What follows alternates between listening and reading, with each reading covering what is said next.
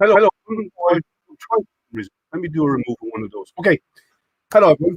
And apparently got YouTube open as well. It looks like.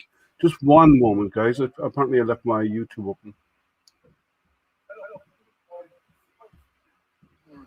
I'm sorry about that.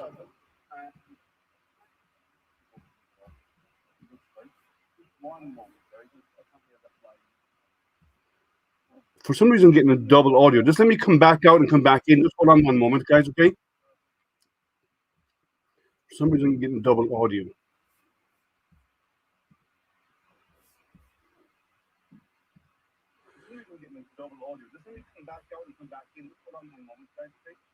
Is that better?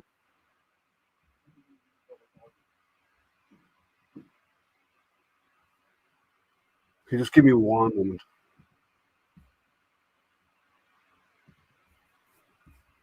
Is that better?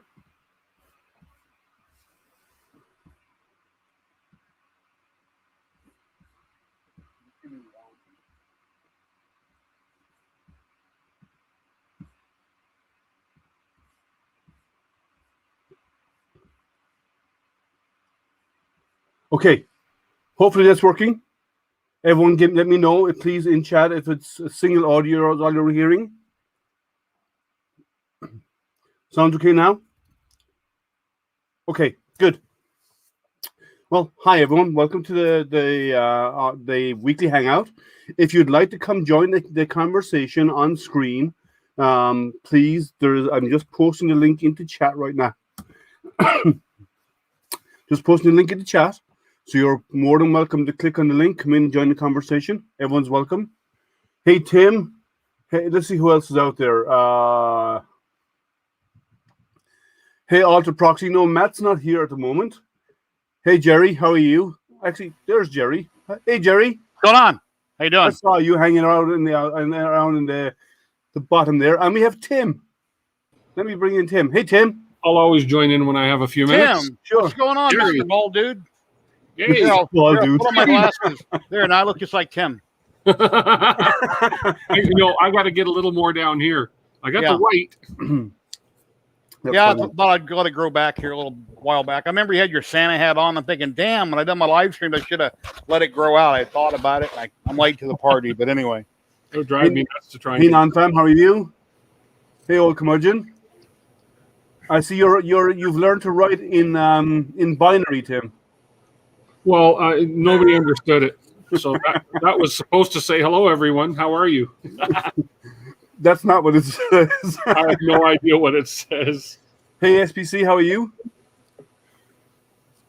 Hey, Dominic. Who's that out there? Oh, no, there goes the neighborhood. Uh-oh. How are you, man? Just peachy. Peachy. Good. I saw your grinding this morning, Llama. That was cool. Let's see who else out there. Kieran, how are you? All the way over there in the UK. It's pretty late for you right now. Who else is there? Merle Crumley. Hey, Merle, how are you? If you remember, the link is there. Everybody is welcome to come in and join in the conversation. It's not just the people who are in our regulars. Anybody is welcome to come in and join. If it's your first time, you're always welcome to come in and say hi, introduce yourself, and so on. Hey, Tripod, the link is there if you want to come in and join us. Tripod, how you doing, Tripod? Yeah, man. Tripod. I know. Hey, Chris, how are you? Garage. You're in the UK as well, I believe. Oh, look at his hairdo. Oh. He's got the spiky thing going on. Oh, cool. Oh, we have Zoel on. And we have Tripod. We have a full house, man. Hey. What's up, guys? How you doing? How's everyone? I'm testing things. Just working on some prints, working on a hypercube, working on my oxygen centers on my pickup, a little bit of this, that, and everything. Cool. Hey, Matt, how are you? You're here. Is this working? Matt, yeah, we can hear you. Okay. The new thing I'm testing is dealing with the mic. I found OBS now has an audio mixer plugin that allows you to redirect audio to different things. Oh, do they? Cool. Oh, cool. I'm getting donkey tails. Correct here. All usual suspects are here. So the link is there, guys. If I can have up to 10 people in here chatting, so if anyone wants to come in and join, you're always welcome. Just follow the StreamYard link, and you can come in and join the conversation. So what's everyone working on right now? I'm working on the secret project that I'll reveal some of it tomorrow on Tripod Stream. Okay. On Tripod Stream. Yeah. That's makes what I'm working Tripod so freaking special. Cold in this garage. Oh, that's It's 55 degrees. I hate you. It's freezing here. It's our high today was 12 degrees. Oh yeah, ours was around there. Oh well, my high today was minus 29. Yeah, Yeah, but so- you live in the place that time forgot. Oh come on! You can wear shorts and a t-shirt here in Vegas. It was a beautiful day today. Really Oh nice. shut up! Oh shut up, Jerry. Very nice. Yeah, awesome day. It's spring outside. Yeah, it wasn't bad actually here. It was in the mid 40s. Oh, cool. I was out throwing sand on the snow, so the snow, when it refreezes tonight, which it did, it didn't turn into ice. Well, it still turned into ice, but now it's kind of nice coating of sand on top. So you can actually drive on the driveway. Anybody? I didn't. I got a flat tire on the way to work this morning and realized I didn't have any gloves in my car to change the tire. So 6:30 in the morning, minus 29, and I'm changing a tire. Yeah. That's why you pay for AAA. I Get in have your truck, get in your vehicle, take off your shoes, put your socks on your hands, and put your Ooh. shoes back on. That's a good idea. But I do have AMA or AAA as you call it, but they had a 2.5 hour wait just to speak to an agent, and then then they have a 24-hour minimum wait just because it's so cold here. We're in a cold spell this week. 64 degrees in Georgia. Yeah, don't boast about it. We're up here freezing our areas off that we didn't know we had. Isn't AAA from Canada, eh? Well, I'm in Alberta, so we're called the Alberta Motor Association, eh? And SPC 3D frozen nuts, Tim. Yes. Hey, that looks pretty cool. Hey, do I look like a dragon? Watch this. You go full screen on this. It's easier for me. Throw some flames in there. No, then he'll singe his beard.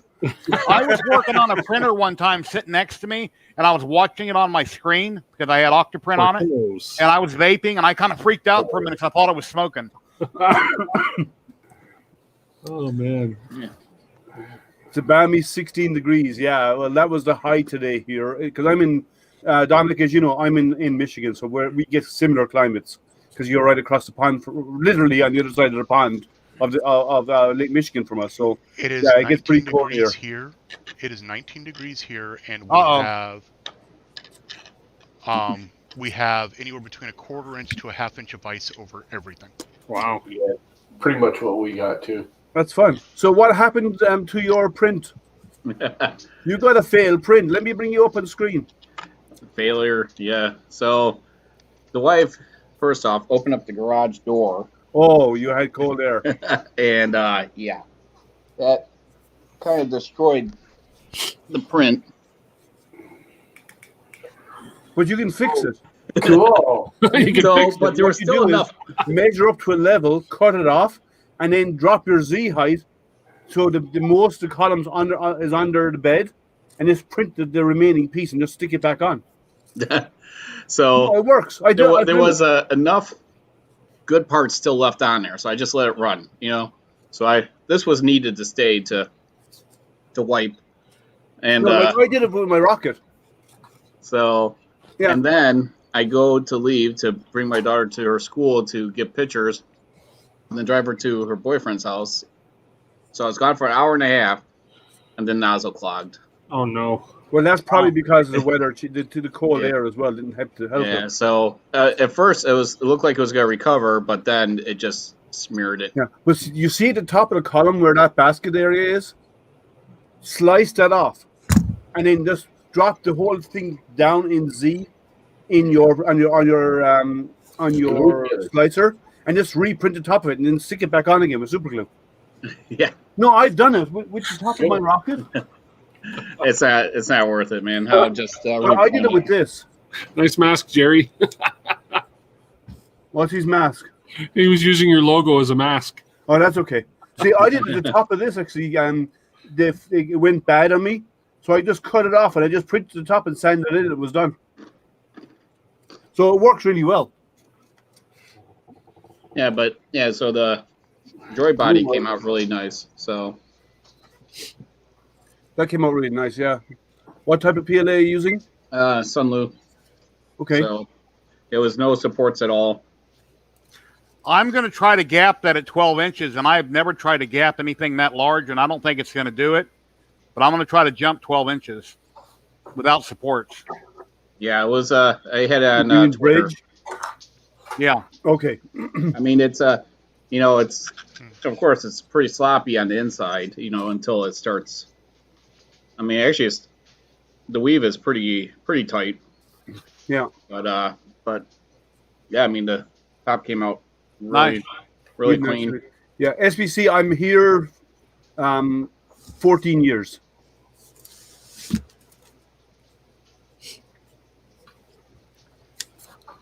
Yeah, so those are the R2D2 legs. It's for the stream that I'm doing tomorrow. Cool. Yeah, but I've been here for the last 14 years. So so you're working on that. Jerry's working on something that's top secret. What are you up to, Tim? Oh, nothing really special. I'm cutting donkey tails. Okay, let's move on away from that topic. Yeah. So Liam, it wasn't worth saving them, anyways. So you can see this is when she opened up the garage door, they curled. Yeah, because of the cold. Yeah. Yeah, so it didn't matter. Mm. So I mean, actually, for the legs, you wouldn't even see it. So, but No, the bridging, it's not. the bridging was toast. It was just horrible. I'm working on the same project Tripod is, but I'm 2 days behind him. And I do have a couple things I can show here. But these are Wait now, let me full screen you first. Give me a second. These are off the Corality Ender 3 V2. Mm-hmm. And these are parts for what he's working on, a little droid. Okay. And then I got my two CR10s going right now. My CR10 Max, the BL Touch is screwed up, so I can't run it. My Hypercube, I'm replacing idlers. But if I can get the Hypercube going tonight, I can load up more parts. Yeah, Well, see, I can't run two. Well, you can do the CR10 Max just by manually leveling it. Without the BL Touch. He doesn't know how to do that. Yeah, well.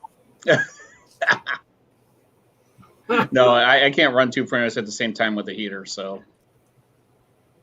Tim has the only part. It's getting an error. The BL Touch is hooked up on it. I'm getting an error. I don't know how to disable it. Well, I guess I could disable it and maybe manually level it and do it that way. Tim has the only part of the donkey worth eating. You take out is it G92 out of your start G code? It's got a touch screen. It's got a little button that does say BL Touch on and off. So I guess I could. I know, but you also need to take it out of your start code, because if you don't, when you run your G code in your slicer, it will force it to start. What's weird? I got ABLs like from TH3D on almost everything, but on that one, it's got a BL Touch. I've never dealt with BL Touch before, but you got to have the right sensor for the right board on the right circumstances. And if you mix up your sensors, they don't work right. They're matched.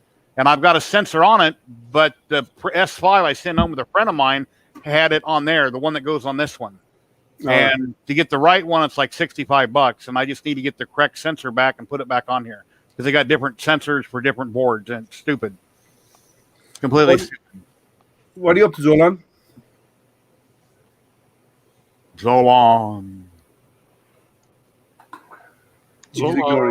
He's busy. Oh, yeah. Zolan wandered away. Do you have a stroke there, Zolan? So I'm gonna. What about you, old man? Hey, Matt, how you doing? Matt. Lama, Hey, how are you guys? what are you up to, Lama? I was sparking McLama this morning. Okay, I don't, because your streams are in the morning. I can't watch them because I'm working today. I was doing I'm trying to do a how I flatten a bed, not level it, but I flatten a bed so you don't need an ABL. Or if you have an ABL, it makes it that much better. Anyways, I've been trying to do a video with it. Blah, blah, blah. And I was screwing with the pumpkin, and I was tightening the bed down, and come to find out, when I customized the wheels, at the time I'd gotten the pumpkin, I used screws that were way too long. So I'm cranking down the bed, and I'm bowing it. The screws were too long, and they were jamming up into the bed, and I was bowing the bed around the screws. It was kind of stupid. So this morning I cut all the screws off with my little Hitachi style Dremel tool. All right. What are you, Matt? What are you working on? Just printing a few little things, like always. I'm going to change her name. Litho. Right to what? Where is it? Okay, let me go here. I'm going to change his name. Oh, I don't seem to have that ability. Where's it gone? You got to click on the little 3 buttons. I know. I have edit mic settings. I don't have. I hate it. They've actually taken away the ability to edit a name in there. No, they didn't. I don't see it in there. You got to click on his. Let me move him and see if it shows up somewhere. No, I only have edit mic settings. Let's see if I can do it to anybody You got else. to do it down in the green room. Yeah, I'd have to do it. Yeah, that's weird. No, So let me go down here. Yeah, you give me a have second. all on the bottom. I know. Name in the bottom. Edit name. Edit name. It's there.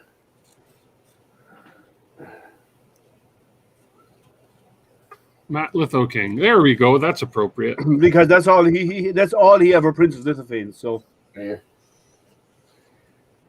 hey Marcus, how are you? Do you want to come in and join? The link is there. Hey, Marcus. If you want to come in and join. Yeah. I tried Marcus's app yesterday. I haven't tried it yet because it'll be on my wife's phone. I don't have any Apple devices. My wife does. So. Well, just go pick her phone up, walk out of the room with it, and install it and play with it. That's what I have with it. But then I'm on here talking with you, so. I got it installed on my wife's phone, and she won't let. I haven't had a chance to play with it. Your audio is low, Zolan. Okay. Yeah, let me see if I can up your mic. No, settings. it's my side. As I said, I've been playing around with. Yeah, let him want to do it because You need to boost it a little bit. Oh, I enabled a compressor. That's probably better. Not So much. let's see who's out there. Dum Dev, how are you? Moses is here. Hey, Loyal. Loyal Moses, how you doing?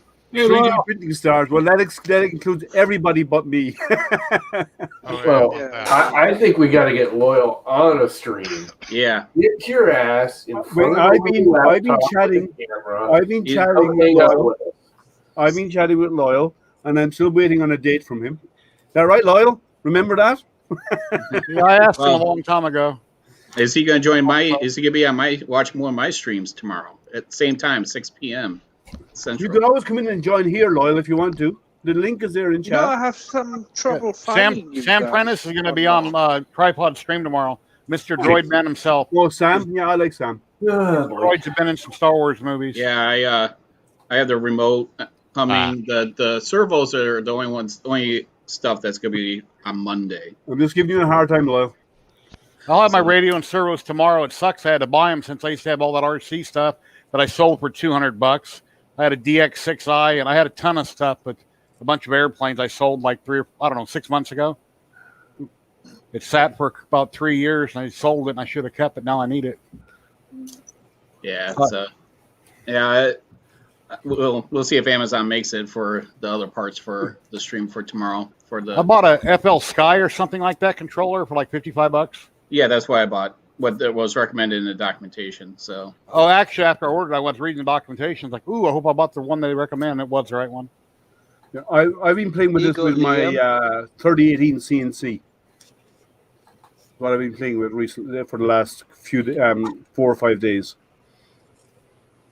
They're nice little machines.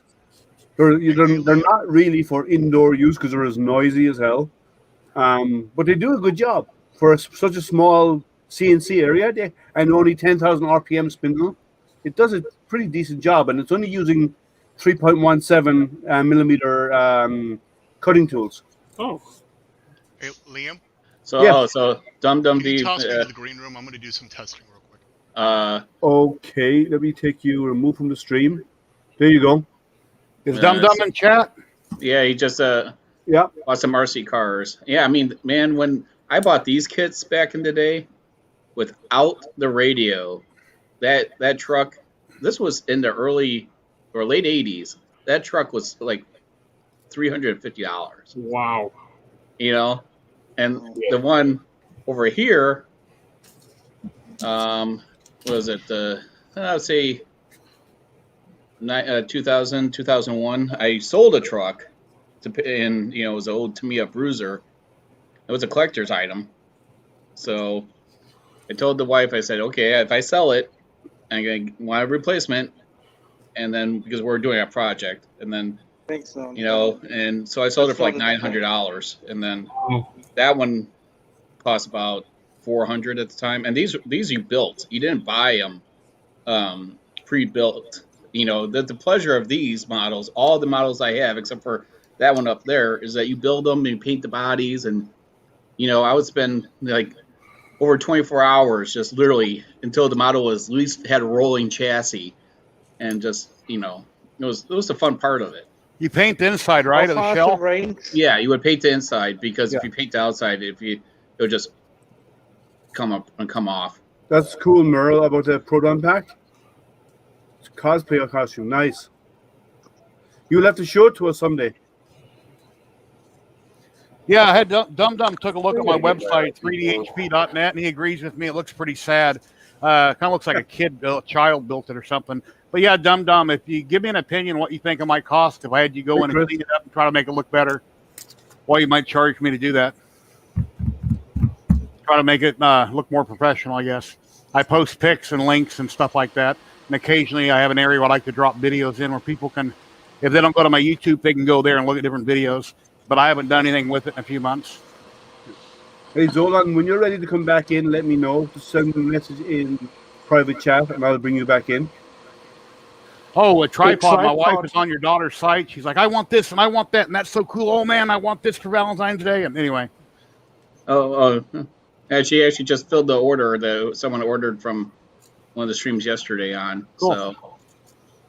So she came home. But, I think she shipped it out today. Oh, there's a comment area, so they commented that they seen it on the stream? Tripod, what's the range of one of those remote control cars? Hey. Hey, Zolan. Well, these were AM and FM. That one's FM, but that one's Spectrum. So, I mean, you won't be able to, you could drive it till you can't see it anymore, right? And, so, I mean, back in the day when, this red one right here, with even the AM back in the 80s, they were kind of glitchy for the Clodbuster. And that's when you had to, when you would go to the track, you would have to take your frequency number off to be able to use it. So now, of course, with the Spectrum radios and the 2.4 gigahertz, you don't have to worry about any of that. But yeah, that's my smallest one is this guy right here. So, hey, Chris. Yeah, it's I used to put on mine like little cameras, and I used to control them from over a TV and race them against my brother. So that was fun. But like the remote control, the wireless cameras, you can buy them for like $10 US. They have a range of like 100 meters. 5.8 gigahertz FPV cam, like what you put on the quads. Yeah. Oh, you're really low. Let me see if I can up your on this side. Okay, so nothing I'm doing seems to be working. Let me just pump it up in this side, see if it makes a difference. Try now. Okay, I'll try now. That's better. Okay. A little bit, yeah. Your audio out is really low. Yeah, so I've been in the hobby for, I'm going to really date myself here. Calculators out, everybody. 38 years? No, actually, yeah, about 38 years. So, and I had an original Grasshopper, man. Oh yeah, I mean, let's see, That was like $200 for that stupid thing. Oh yeah, and they had a 380 motor. yeah. You know, then you had the Super Grasshopper that was basically almost like the Hornet. You know, so Yeah, the Hornet was yeah. all So it was, one of when I those got the tumble Grasshopper, rumblers, that was it. you All the know, other ones- which flip each side around and it still drive. Which Well, one was that one? That was really popular in the 80s, 90s, early 90s. well, you had a lot of the Tamiya brand. You know, like the Lunchbox, the Blackfoot. You know, and Tamiya was like the king for a while until Team Associated and Kyosho and all these other brands started making higher end cars. You know, but the plastic, you know, Tamiya was always the cheaper one with abundant parts. You know, the parts are dirt cheap. So Yeah. you know, and you know, I have a box of radios over there. It's like you might as well just throw them out in the receivers because if you power it on, you won't be able to go 10 feet without it glitching on you. So Yeah, Noel, I think you're right. I think Lam is sitting at the computer with a blanket over his legs. No, No, it's a towel. Oh, it's a so towel my over his. page. It's a big towel. Might as well. Yeah, give me a second. Yep, I do have a towel over my legs. I have a drone too. Oh, no, I'll share my page. Give me a second. I have 22 of Sure, them. yeah. You got 22 drones. I'm Yes. working I even on tried printing Wow. my own tires, and let me tell you, print your own tires at a TPU, don't do it. Waste of time. Over You know here now, that, you have yeah. to have a license for certain size ones. Anything more than 30 gram, I think you have to have a license. Oh, here it's here you have to get a license for anything you fly outside, but you only have to get one. And if it's over 250 grams, you have to get a secondary license that opens you up to some really big fines. You're. I gotta remember how this thing goes I together. don't You have know to what be you've done with 150. your audio, Zolan, but it's Lower. barely silent. audible. What? Yeah, Your audio exactly. is useless. All right. Okay, So, well, see, here's the thing. I have stopped using the way I was doing it. I've gone back to the old method. So that's got to be something with StreamYard then at this point. I don't know. It's weird. Let me see. Edit mic settings. You're back at automatic. Try now. Okay. Oh, It's a it's little not bad. better. Okay, well, It's definitely better. Because it was on So, automatic, which if I everybody turn on normally is, but I automatic, just bumped adjust. it up for you. yeah, unless I practically scream into my mic, it doesn't pick me up hardly. That's And then weird. it starts turning me down. Weird. Yeah. This is the same headset I use for all my voice conferences for work. No issues. Interesting. This is the same headset I've used since I started streaming. okay. I threw it. Yeah, I threw it in. Private chat? Yeah, so if you could throw it out there. I certainly will. This is Tripad's page coming up right now. And then I also have Facebook and Twitter. It's all Tripod's Garage. So So So let's I see. totally destroyed this thing. Like, totally destroyed it. Like, the whole... which one's Right, that match one? it up. Let me bring it over to This the is, foot. this is a 1 second. little crappy WL Toys crappy one. Well, that's the thing is like people go on to like. It goes like a freaking bat out of hell. The problem is the motor's behind the rear wheel, so every time you punch it, it just goes up into a wheel. Well, yeah, I mean that's the buggy style. So Yeah. it's when you hit the Well, ramp, you, Hey, you Justin, how are you? Link yeah is in you would chat. lay off the gas and then you hit the gas. And you know that's the biggest problem is like you could go onto like all these, you know, on I don't know even on Amazon and you can find these RC cars and you just have no idea who makes them, and you'll never be able to find parts. Funny. Yeah, well, this is WL Toys. But what I've been thinking about doing, because I totally shattered, I hit a tree like at full speed. I could tell. It just shattered the whole nose of the thing. All the steering and suspension just blew apart. It was absolutely a brilliant display of plastic pieces flying through the air. Just like the last I basics think- launch, landing the super heavy. Yeah. Pieces of it went everywhere.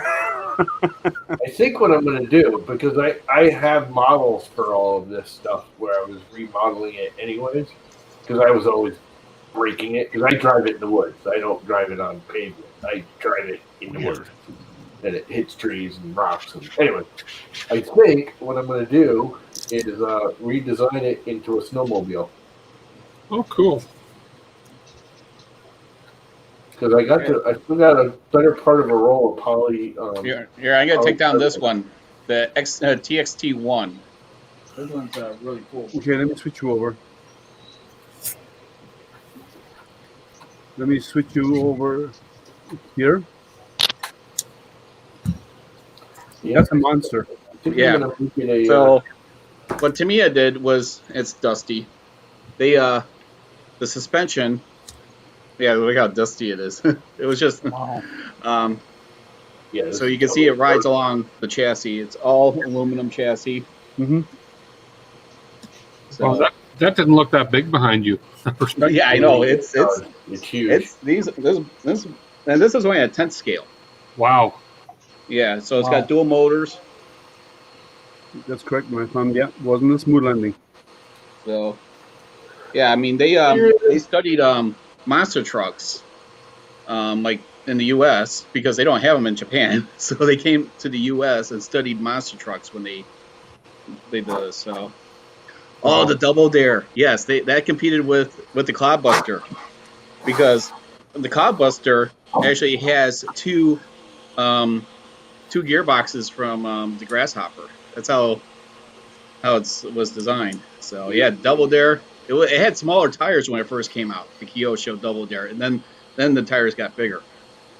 But yeah, this was only a run for like 2 years. You can't even buy this one anymore. They haven't re-released it. So I got arrested driving a Grasshopper down at the beach. Yeah, when they're on the shelf, they don't look that big, but when you take them down. Yeah. So one of the projects I'm working on is I'm taking one of these designs, which is the crater, and I'm turning it into. I'm going to CNC it as coasters. So the insert here, I'll flatten it out, and I'm going to CNC it out. So then make it small and shrink it down to make them coasters for mugs and cups. Nice. That's a good idea. So it's going to be a coffee cup crater coaster. Yeah. You know what might be cool, dude? Instead of routering it out, fill it with resin. So all that texture's still there. You set your coffee cup on top. Do a clear resin on the inside. Yeah, just pour it on top so it's a flat That's surface. an idea. I'll explore. I'm going to do it in wood. So because I'm going to CNC it. So yeah, I might look at doing it in resin. I can just use clear UV resin and just stick it under a UV light. I have some there for my printers. Just pour it in there and hit it with a UV light and let it settle. Yeah, I just put it into my curing station and let it settle in there. Yeah, whatever. So I just think that would look cool because then you still get the texture inside. That's an idea. I might do that. I might look at doing that, but I have to shrink it all down. Yeah. But I am going to engrave. I am going to carve it out in wood, and then I need to make sure that it is deep enough to hold the resin because some of the outer edges of these are too low. I'll have to raise these so perspectively they wouldn't be good. That's why I was thinking of just dropping these down and making it lower in the center. That way, if I do, you can put a mug straight in there, or a cup straight in there, and then it wouldn't be this big. Obviously, I'm going to make it smaller, maybe 25% smaller, for it to be the right size. I can't right now. I want a coffee or a drink. So is this working now? That's way better. Oh, good. Yeah. Old girl munching. That Cloudbuster, that thing is in bad shape. I mean, that was a daily driver through almost all my teenage years, and thanks, TK. Here, so that thing looks great on the shelf. Hey, you guys want me to take that one down? Sure. This thing is in really bad. The body's in great shape because I always stored the body somewhere else. Yeah, well, let's see how they turn out first. But I'm going to CNC them in wood to see how they look, and if they look good, then I will probably make a couple of sets of them. I used to have a truck like that back in the day. Let me bump that up. There you go. Yeah. So this is what happens to wires in the attic. when they look at that. It's the old wiring, yeah. So yeah, it literally just disintegrated being in the attic. And the tires, they started to separate.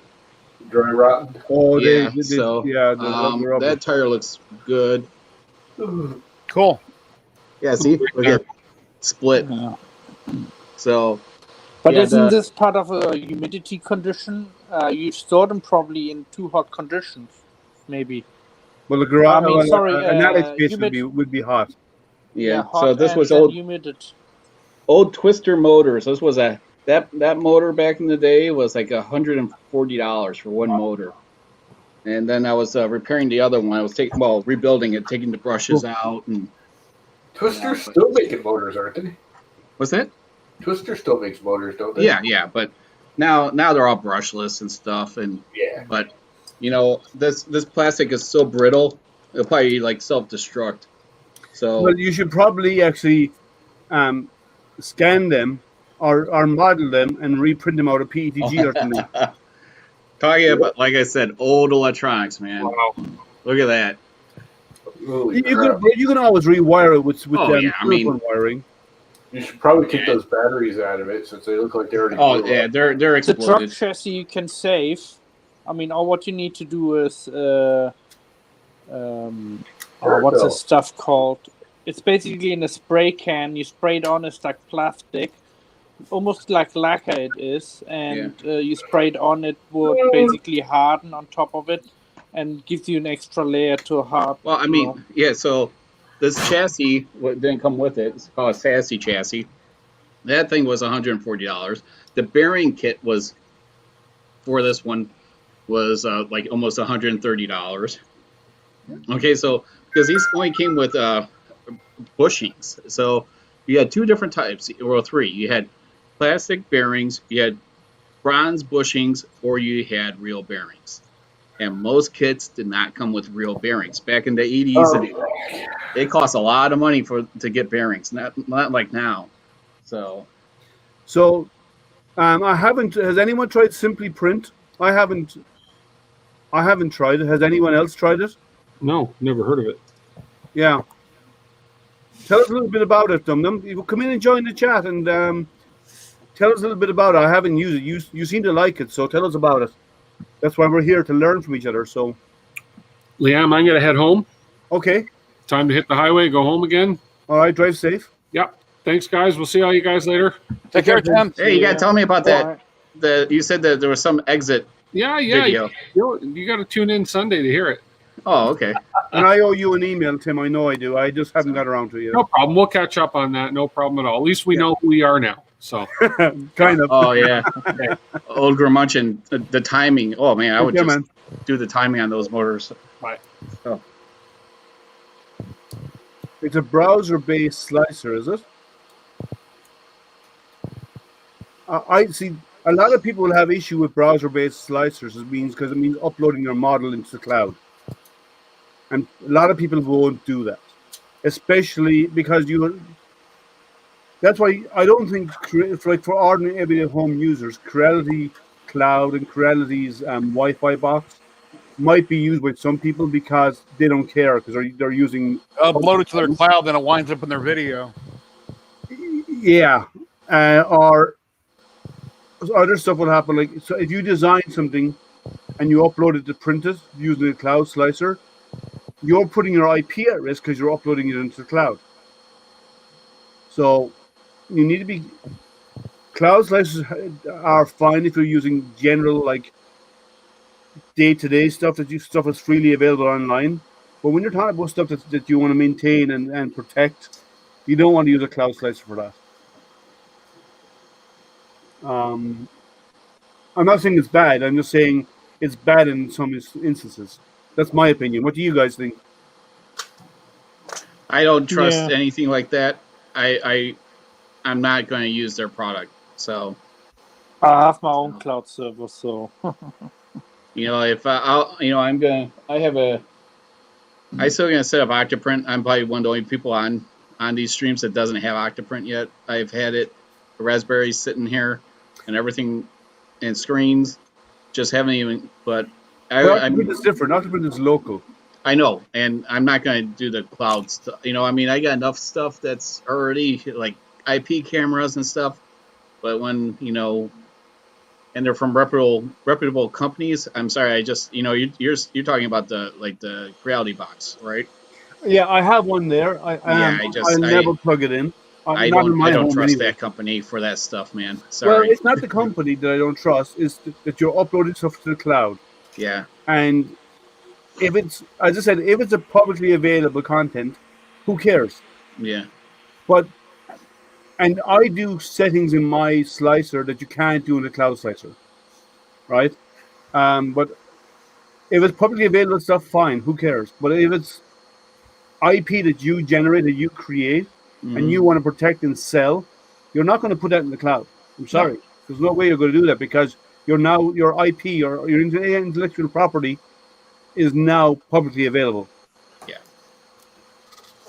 So yeah, when I came out, I'm like, I don't know, and the price it's a fair price for the product, but yeah, mine it was free. Oh, well, that's even better. That's a great price. Yeah. So, but it's, with me, it's like, I'd rather use like Octoprint or something to remote into, or, but, I there's plenty of videos on how I originally was going to do a video on doing it, but instead, I do my own content a different way. So I have a different way I'm going to install it. I'll refer to someone else. Mine's going to be like creating custom bracketry and stuff for it, and it's not going to be 3D printed. So I'll give you that as a little insider. I like creating things differently. So yeah, well, I have a lot of Raspberry Pis. I use a lot. Yeah. I use them for telescopes. I use them for my all sky camera. I use them for my 3D printers. I'm a big fan of Raspberry Pis. Yeah. So I heavily use them. Yeah, I got this kit. Shit. I never use a kit. I just buy the. Yeah, I mean, it was a few dollars more to have the whole kit. So I got the better one. So, but yeah, it's but then I have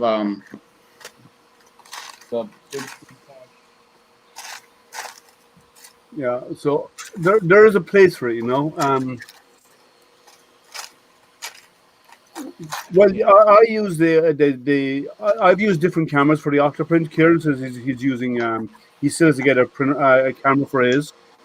Sorry, and I used a Pi camera which worked great. I've used external USB cameras. Certain ones are supported and they work fine. Or you can always load up the drivers yourself. Yeah, so I got for the screen I got the Big Tree Tech screen. I have a BTT board. I don't have a screen. Yeah, so I got the BTT Raspberry board. Okay, well, I don't have that. What I have, BTT gave me, what's the name of the board? What is it? It gave me. They don't give me anything, and I won it on one of their streams. Yeah, oh yeah, I've won a couple of their products, but yep. Yucky. Yep. I've got like 4 duckies. Does yours squeak? Some of them squeak. The newer ones squeak. There you go. Yes, it squeaks. It's what board is this again? My dog is waiting for you. You got a pre-squeaky. Yeah, I got the mini E3 V2 board is what they gave me. I haven't found a use for it yet. I gotta kill mine to get it to squeak. It'll scream in pain. No, man. Scream from the sides. Yeah, so that's I'm gonna fabricate a mount for this. I'm not gonna do a 3D printed mount, or I want to do something new but old school on to mount it. I'll refer to someone how to get Octoprint on someone else's channel, how to configure it and stuff, because I mean now it's so easy to install and do. So here's a teaser dropping on Tripod's channel tomorrow, and here's what we're gonna be talking about. The Baby R2, cool. There's a question there about your project. How many parts are in it, Jerry, and how long? I don't know, Tripod, how many parts, and quite a few parts, but like 10 or 15 or something. For how many parts for the R2? Yeah. Yeah. The baby. To print? Yeah, it's like 10 or 15 parts. I didn't Oh yeah, count them all up. it's less than 24 parts to print. Karen, you're better off to get a USB camera instead of using a big DSLR. You can get one of those ones for use for your PC or a Pi camera, and you can just mount it over it, and you can just record. So if you've seen me doing the live unboxings, I use an external USB camera. I can't remember the models, but it's a 1080, and that's what I use for the close-ups, and that works fine, and that will run in the Pi also. Yeah, I mean, I probably get like some flack because I have a lot of 3D printing on it, but for how I'm going to mount and do this, be like, it's not just a 3D printing channel. So I got haven't seen that hack. I think it's a C270 camera that I got on all my printers, or most of my printers, and then I've got a fisheye lens that I screwed in, and I went on Thingiverse, printed out adapter a couple years ago. I screwed the bigger lens into it, and that's what I use for time lapses. Yeah, I have a RetroPie, Dominic, that you're referring to. I have one of those RetroPies as well, and they're nice. Actually, you know that what's the name of them? They do the computer parts. What's the name of them, guys? Big chain that does computer parts. You can go to the stores. I can't remember their name now. They actually have an agreement with they sell the RetroPie. I remember the name in a while, and you can actually buy it off them, and it includes Micro Center. That's it, done. Yeah, Micro Center. So you can they actually went out to the gaming companies and bought licenses to package and sell their games. Because if you do it on the RetroPie, it's actually illegal.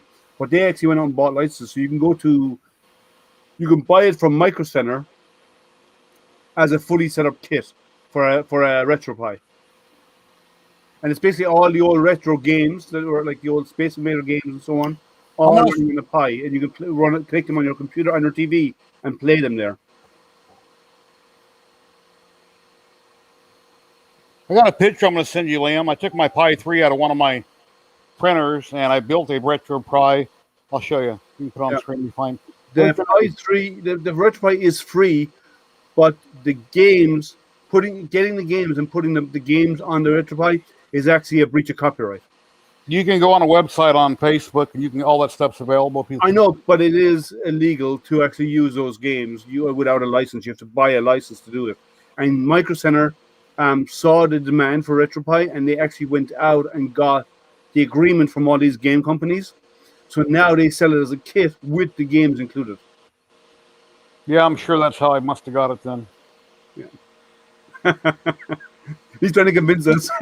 Yeah. Well, you heard what he said. Okay, live. You need to say the right thing, right? I just sent you a picture. You can go ahead and show that on screen. Check your Facebook. Okay, give me a second. What's the name of that site? Indestructibles, or what's it called? Where you want to print something or build it? And, Indestructibles. Yeah, I went there and I got the plans and I just blew them up a little bit. A friend of mine down in Texas, a Facebook friend, had done this, and he kind of gave me some pointers. Really simple to do. I took a 26-inch TV set and I mounted in it. And I built the frame around it. And Liam will pull up a picture here in a minute. I got I mean, like Ultra Proxy says, it's illegal to have a donkey in the bathtub in Florida. So, no duck. Well, let's not go there. I don't want to go there. Let me share my screen. I'm with Travis. If you own the original cartridge, I think that you should be able to have a copy of it. I believe you're allowed to if you own the original game. Yeah, because I have maybe about 2 dozen, and I have an N64. That's my last system. I have an Atari XE and N64 as my retro systems. There's Jerry's RetroPie game setup. So he made a main station, a main box. It's got a 26-inch TV in it. I took a router and I routed out that front corner, the wood, and I bought the molding for it and popped it in and painted it. And the buttons came off Amazon for like $39. In the back, there's a little Pi 3 and a power strip. It's pretty basic and it works good. And yeah, those games are so old that most companies could care less what you do with the game from 30 years ago. So, most of that stuff readily available. I forget the name of the group on RetroPie, I think it's called, on Facebook, where you can get a lot of that stuff at. Yeah, but just remember, you can get them out there. but legally you're in breach of copyright. Yeah, you'll have to check with if you ever build one, you'll have to check and make sure. Obviously, yes. It even says it on the RetroPie. I'm with Dominic. It says on the RetroPie that you need to make sure that you're licensed to use them. You know, you can go to Walmart and buy something like this for $300 to $400 with really cool stickers and get one game, or you can build your own without stickers on the side, unless you're a graphic designer, have somebody make stickers for it, and you can do it for a lot less money, $100 probably. The biggest problem is, it's how it looks on an LCD panel versus, on a old tube. CRT, yeah. Yep. Yeah. Because it actually looks a lot better on a tube than a LCD. Actually, that comment there, Kate, about them being out of business, they were probably, the IP of them were probably bought by somebody else, and if that's the case, somebody owns it, right? So a lot of those games never went away. They were the IP. The company may have closed down, and they were acquired by somebody else. So the IP was transferred. IP meaning intellectual property. And because the IP was transferred, somebody out there owns them. Nobody lets them out there flapping in the wind. Somebody's going to always buys them up. I got 500 or 600 games on there. I like Asteroids, Space Invaders, stuff like that. When I grew up, I was a kid at the arcade, putting quarters in the machines, playing it all the time. And it's amazing, all the technology that we have now and all the great games and the graphics. You look at something old and you go, wow, I like that. That used to be the thing. It's like, wow, look at that. Oh, it's yeah. Amanda, happy birthday. Sorry, Jerry. I just saw it's Amanda's birthday. Oh, happy birthday, Amanda. Happy birthday, Amanda. I think they might be belated, but still, I'm sorry. Happy birthday. I already wished her happy birthday. So yeah, but I think they look good in a CRT. The CRT is just a pain in the butt, and if they get I mean, it's just when I have the old I got that Super Nintendo throwback thing and I was so excited and I hooked it up to the TV and it just looked like crap, absolute crap. So but it's on a 90-inch TV in the living room. So. Yeah, I think it's next month. There's a company coming out with a pinball version. I forget the name of the company. I seen a video on YouTube about it, and obviously it's a TV screen. Looks like a pinball machine. It's got multiple games, Star Wars, and I think it's Star Wars. Really cool. The flippers work. Everything works on it. It's really cool. It's like $500, which is reasonable. You couldn't build one yourself that cheap like that. Or Curmudgeon, I'm streaming to both. For the Hangouts, I stream to both YouTube and to here. I need to figure out how to get it to stream to my Facebook group or page for Tripods Garage and not my name. What you need to do is when you add the account for your Facebook, it gives you the option to choose which entity you want to represent yourself as. Yeah, I just tried if your Tripods Garage is under your actual name as a page under your name, you can actually select it. Let me try. Well, I don't like is I can't post something on my group and people can share it. I don't have the option to make it shareable, but on my page, if I post it, anybody can share it. Yeah. So people go, well, I can't share this. I said, well, click on the video, then go copy and paste the link, the URL, and they could share it that way. But there is no share option when you're on your own group. Stream Deck is easy to use. I have a Stream Deck. I don't use it for this, but when I'm doing OBS, I also use it for my meetings for work. I got one with dust on it sitting by me that I've never used. I've never sat down and took the time to figure out how to program it. It's not hard. It's drag and drop in most cases. It's not that difficult. I use it like when I do my unboxing streams and so on. I use Stream Deck because I can have my different scenes. I just hit a button and it switches the camera. So it makes life easy rather than have to navigate around with a mouse and do 3 or 4 clicks. No, I did not. I actually wrote the old Space Invaders where you go over and back across the bottom and shoot up at the invaders coming down from above. Yeah, Space Invaders. I wrote that in BASIC long ago. One of my favorite games. Yeah, I like Space Invaders.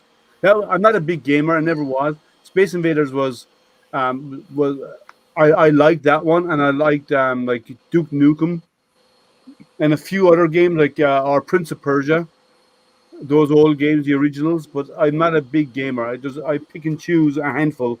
I was more into the hardware, and I was more interested in the taking computers apart and upgrading them and finding out how stuff worked, even with all the spare Equally, parts. Oh, look at this! Look at that litho. That's awesome. Oh, let me bring you up full screen. 1 second. now it's going hiding. That's That cool. looks.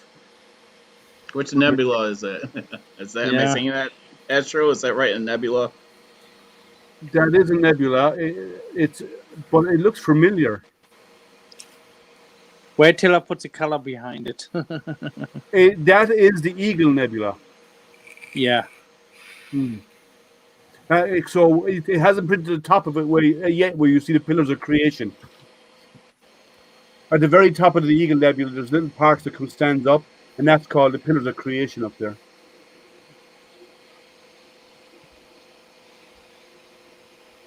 Yeah, That's going to be a nice picture, too. Yeah. I had almost a total recall. Nice. Yeah, but this one I'm making color now. I have a big one, and but that one is not in color. I don't have big enough 2D printer to make color size that big. So Bring it down to your local office supply store, like Staples or whatever. They'll print it in a larger size for you. Tell them what size you want, and they'll print it for you. Yeah, that's what I thought about. But I don't think it's the crab. I think it's the Eagle 10 quid. Nebula. Matt, is that the crab or the Eagle Nebula? I think it's the Eagle I'm Nebula. not sure right now. Hold on. I have to take a look. My computer. Yeah, it looks like it's the Eagle because it looks like it's getting the build up to where there's the. I think it might be.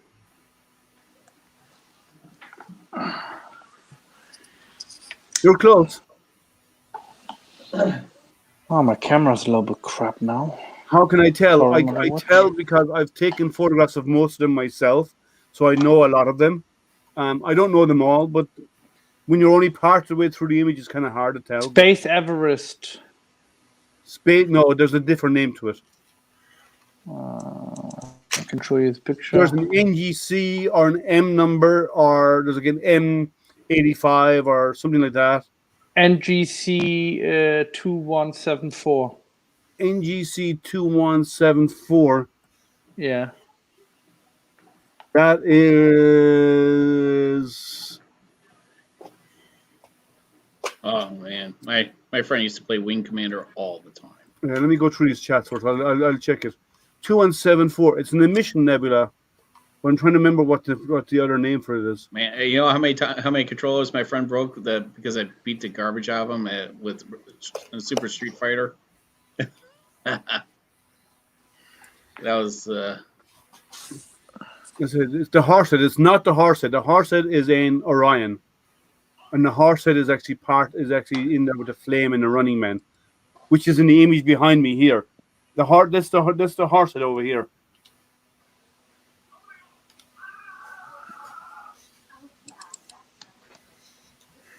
Let's see, monkey head. No, it's not. Yeah, the horse head is in Orion, but that image he's showing there is not. I'm trying to find out the other name for it. Oh, okay. Back maybe.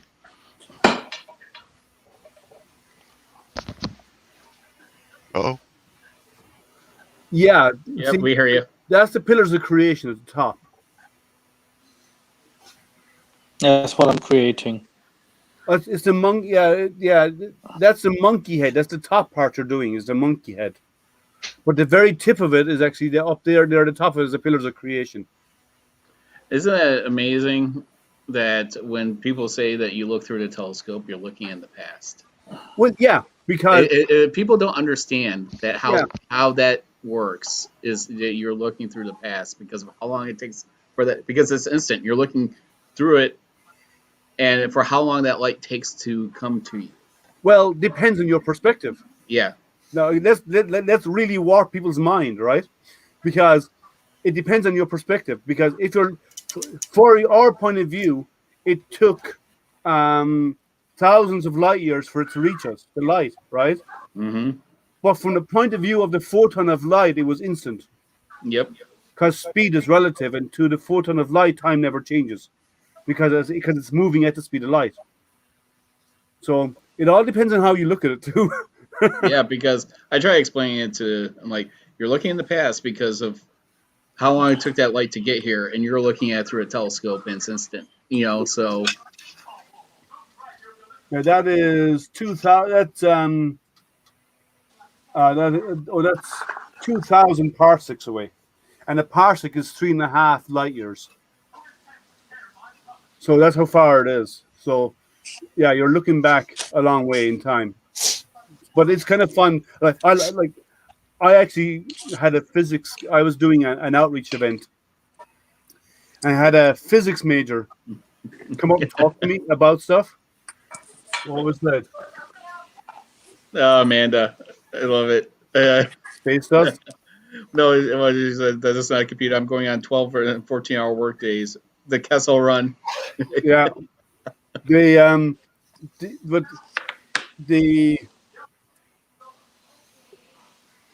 And I explaining to him about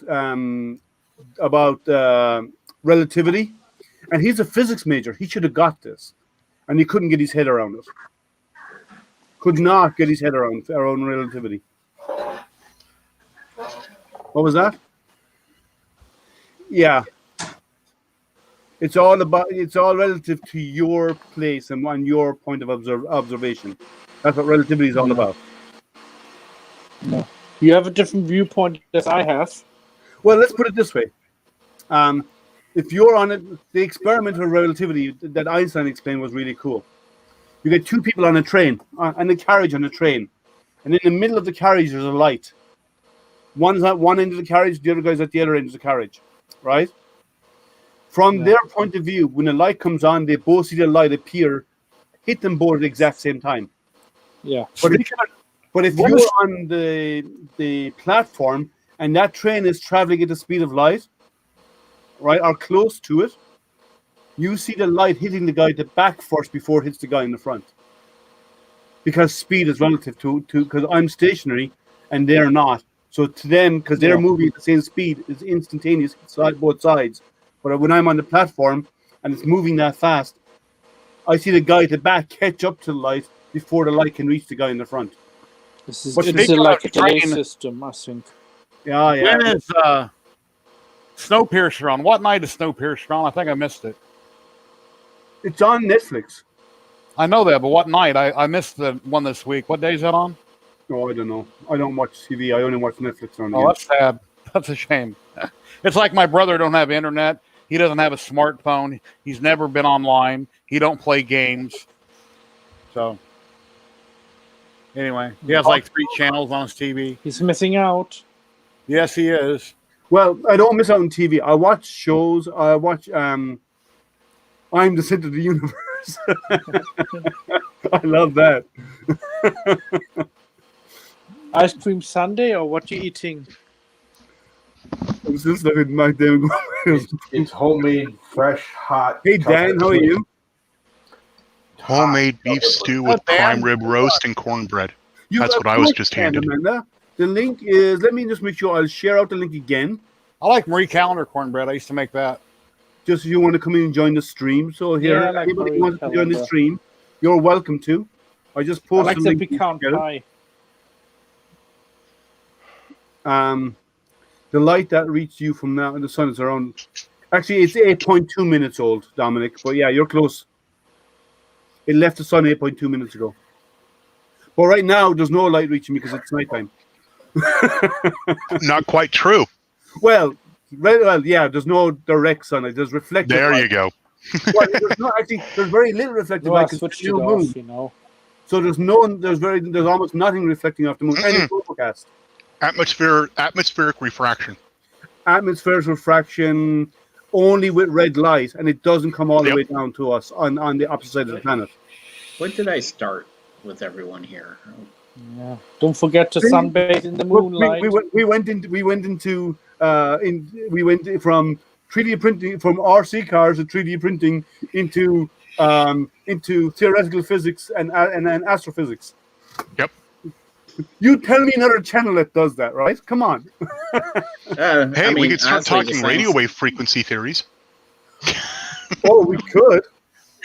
Or here comes the center of the universe. I And just who is figured this? relatively. Well, we have no screen. Hey, you don't put our Hey, tags Amanda, how you on. doing? You got to put our Hey. tags on. Right? Yeah, so people know who we are. Well, the tags don't show up when I'm doing the questions. When the questions go off, the tags come There on. you go. There you go. So when I'm showing up the questions or the comments, the tags disappear. Yeah. That's a setting. I'll have to look into it. Did I hear it's your geezer day? Yeah, I'm old today. Happy It's only today. Geezer Day. Yeah, It's only today. You're not Well, old So tomorrow. you're only old that one day. technically, it started yesterday because my friends in Australia were texting me last night. So I don't know. It could be over. Loyal. I'm proud of that term, and you know I am. Have you moved from M to G See, yet? Nerd, and I'm proud. No. well, with oil, I think I'm on both spectrums because I have a lot of the same interests as him, but then I'm a total geek as well. So, yeah, and I was looking at like the ammo. I'm like, oh man, I need to go to the gun range, especially after seeing Loyal's posts. So I am not going anywhere near a range right now because I can't get ammo. that's a No. problem. Us either. Yeah, 9mm is, I think I got it for 35 cents a round, and that was a bargain. I've actually started looking at buying my own reloading stuff just because I do have access to powder and powder and primer. No, the Minecraft pick and unicorn's not attached. It's just on the wall. I have a box of about 900 rounds of 9mm up there. Yeah, That's why I it have usually about, I only have about 250, so it's like it's not worth. And one of my friends, she went to the range for the first time. I said, Hey, Dave. What rounds are you using? Oh, 9mm. I'm like, Mhm. Yeah, So- don't talk to me till there's a Desert Eagle involved. I'm not. I got a 40 caliber. I carry a 40 normally. I have 20, everything from a 22 all the way up to 7.62 by 5.4R.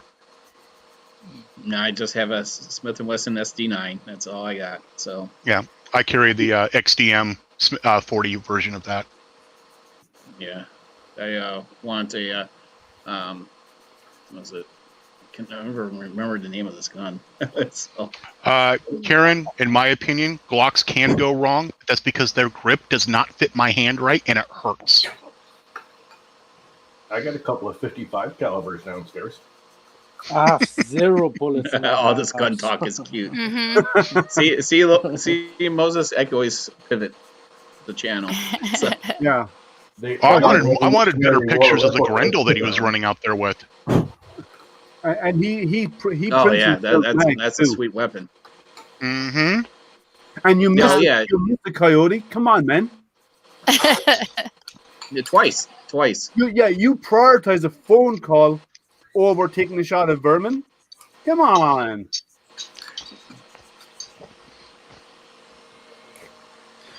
Yeah, it's a Canic gun. It's more of a sports gun though. So it's it's I forget what TPK or something, Canic TPK. So Okay. yeah, that a lot of people have the shield as their conceal and carry gun. Yep. Yeah. Perfect conceal and carry gun. Thankfully, I'm a big person, so I can get away with the full frame XDM.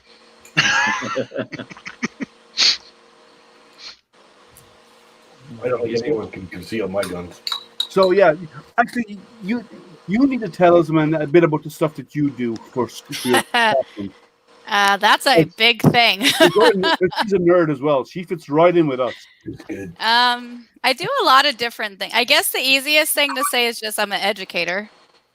But I do a lot of coaching. So what was the saying I was told? Those who can't teach. Yeah, you know. Spotlighter, Liam. I do a lot of things. I like to do a lot of a little bit of a lot of things. So that's what I usually Jack say. of all trades, master of none. No, I'm the master of would be pretty much anything I try, but I get bored very easily. So The moment one thinks they're a master of something, they really aren't. yeah. And like they throw that label expert around, right? I'm never gonna be Oh an man, expert. I got labeled an SME, subject matter expert, on so many things, and I'm looking at them going, I just started learning about this. Why are you saying this? Yeah. Because Right. you pick up the manual. Now it's yours. Yeah. Pretty much. I just consider myself a lifelong learner, and I'm learning from the kids right now. So, yeah. So, Jerry, what were you about to say? Sorry. Make her bigger so you can spotlight her while she's talking. Well, Oh, yeah, God. but you're trying to avoid it. You see that? Okay, so you can't avoid it now. Okay, Oh, no. you got to take the stage. It's all yours. Tell us what you do. Is this the hot seat? Like I There feel you like go. I'm on Yep. the hot seat. Okay, 20 questions. I don't know what I'm supposed to even say. Tell us about the stuff that you do with the kids. It's the fun stuff you do with them. The education. Who is I do a lot with educators. So first of all, so I support educators, but I've been doing it for about 18 years now. And my game-based learning experience comes from experience, not from a textbook or anything like that. I do a lot with Minecraft education. So it's an education edition of Minecraft and kind of teaching educators how they can leverage student agency. So making students their own learners, basically. So yeah, I do that a lot. That's not my primary job. That's my secondary job for fun. My primary role is just I'm a coach for instructional support for districts. So leverage student agency. So making students. Oh, Dave. Okay, somebody's got to lose. Yeah, that's Dave because he just joined. So Dave, Facebook or YouTube? For fun. My primary role is just I'm a coach. Dave, mute your Facebook or YouTube, please. Okay, that worked. Don't mute yourself. Or is it me, or did that repeat sound like she just said, I do a ton of coke? Yeah, probably. Well, I mean- she does support teachers. Hey, you never know what's in the cup, right? No, I'm just kidding. Yeah. Well, Yeah. it's No, and That's so exactly what it sounded like when you put it yeah, on. so it's kind of like I say I do a lot of different things because I dabble in a lot of different things, but really my passion is just connecting people together. So I've got friends that work for NASA, friends that work for JPL, friends that work for, different companies, different walks of life. I mean, it started a long time ago. So I'm a people person and I like to talk a lot. So I'll talk to anybody. I'll talk to anybody in the grocery store, walking down the street, whatever. So I have that problem too. So you're not alone. it's that Irish part of us, right? Yeah. And I didn't even kiss the Blarney Stone, and I still have that. No. Yeah. So, yeah, but thanks for asking. Oh, let me show. She's Oh, not that's telling you. let me She's bring not it always over. talking Loyal, nicely. is that Loyal's? Yeah, that's Mr. Loyal. Yeah, Loyal's tweeting. And Matt's down there going, why? Why? Yeah. There's a lot of freedom in that. You can't hide. You can't hide so many on your body. Yeah. Well, I don't know about that. I don't know. You never Depends know. how much lube you got. How many guns you can carry? I mean, gee. You only need one. Oh, let's show Dave showing off his reloaders. 22. Hey, Dave. Wow. Yeah. So, Dave, I need some 72 grain hollow point 5.56. 72? Yeah, that's what my rifle uses. That it likes the best. What do you go do? It Deal likes with it? best or so on. Like that. Anything over 72? anything under 68, it'll strip the jacket off of it.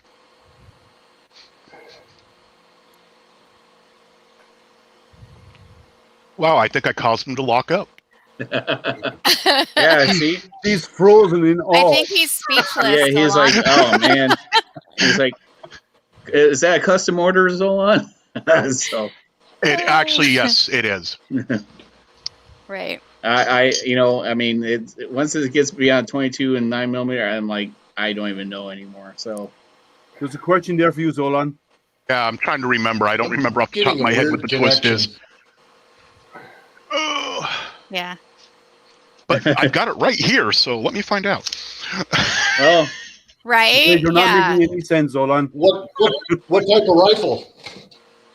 It's a custom-built AR-15 I did about 10 years ago. And I built it out specifically for doing 400-plus yard shots. Hey, well, Altered. I'm laughing, Altered, because like I probably have shot more things and guns in my life than most of the men on the street. Yeah, I've only been to the range like 4 times. So I kind of would doubt that, but that's only because I grew up with my dad's friend who was an ATF agent. Let's just say from a young age, I knew what to do. And that's honestly that's what's missing in nowadays is the early education. Yeah, I can take care of myself. I think it's a 1 to yes. Do you know what else? 1 to 7 standard is 1 to 9 standard. Do you know what else is missing in a big way? I beg to differ from old. 1 and 9. Well, now, do you know what else is 1 and missing? 9 standard. People not knowing how to use a hammer and a saw and a screwdriver. Yeah. Well, that's today's youth. Why do you need a gun to go hunting when you could just get meat at the store? I mean, you don't have to kill an animal for it. But that's a stupid comment. The problem is I've been told that to my face by people who truly thought that. I know, but even outside of that, right? Basic skills like how to cut a piece of wood, how to join stuff, how to change a tire, how to build something, how to change your oil. Well, how to change your oil or change your tire. Oh, no. Let's take it one step further there, man. How to check your oil. Oh, yeah. Yep. That's what that light comes on for. No, that's usually when it's... When you go and you pay 5 times the price at a dealer. Right? For yeah. $50. No, I grew up gapping spark plugs. All right, you don't change the oil till the car starts smoking. Bye, Matt. Oh, let's see, is anybody else I'm missing? Well, I mean, yeah, it's I was having a conversation with our younger daughter. I'm like, because her grades came out. I have old. I said there's honestly no excuse nowadays to have low grades when you have information literally at your fingertips all day long to learn something, to better yourself. And I reined into her really bad, especially with this remote learning. You have all this time on your hands to be able to do it right. So you see that comment? Oh my god!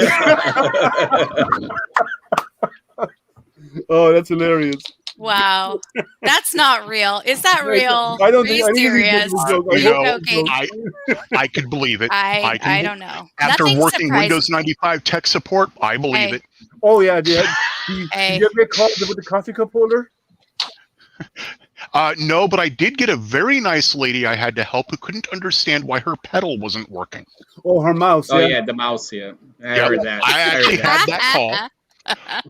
And then I had my favorite one. It was about 2 a.m, and the guy blah blah blah blah. How can I help you? My monitor's wavy. Oh no! What do you mean your monitor's wavy? Well, it's like wavy, and I don't know what to do. Is your monitor on? Oh no, it isn't. What are you on? I was with Dell, and I had one. I would never admit that. And I was with Dell for years, and I had one, and the person called in and said that the computer wasn't working. So I said, okay, we go through the basic troubleshooting, make sure it's plugged in, and do all of this kind of stuff.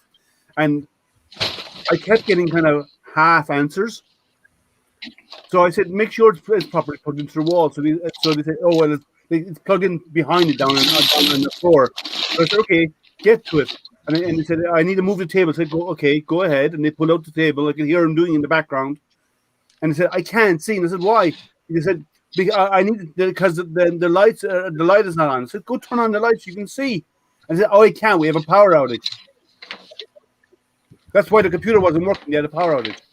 Yep. Wow. Oh, you wouldn't believe. But did you ever see the coffee cup app that you could run on your computer? One of the guys at Dell wrote that. I went in support because he got a call about someone saying that their coffee cup, that the machine was lovely. They couldn't figure out where to put the CD, but the coffee cup holder is really nice. Oh, Lord.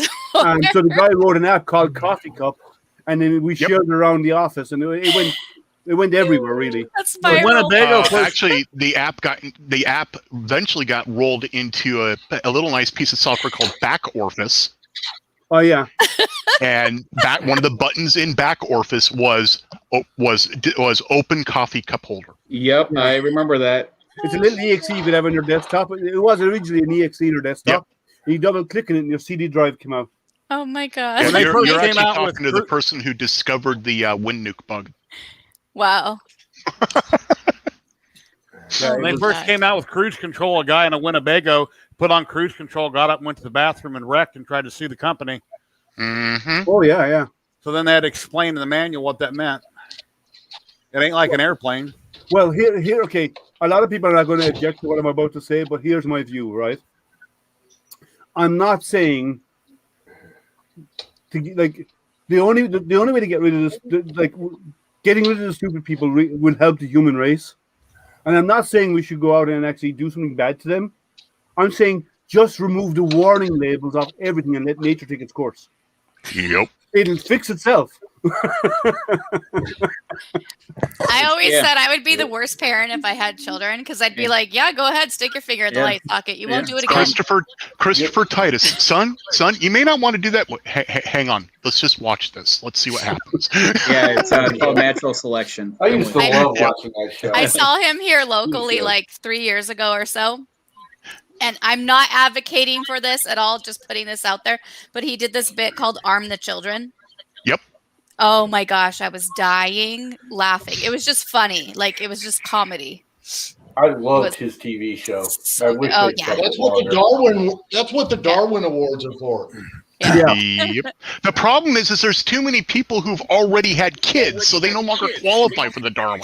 Well, the problem is with the way that, unfortunately, with the way that cancel culture is heading, you won't see Darwin Awards anymore.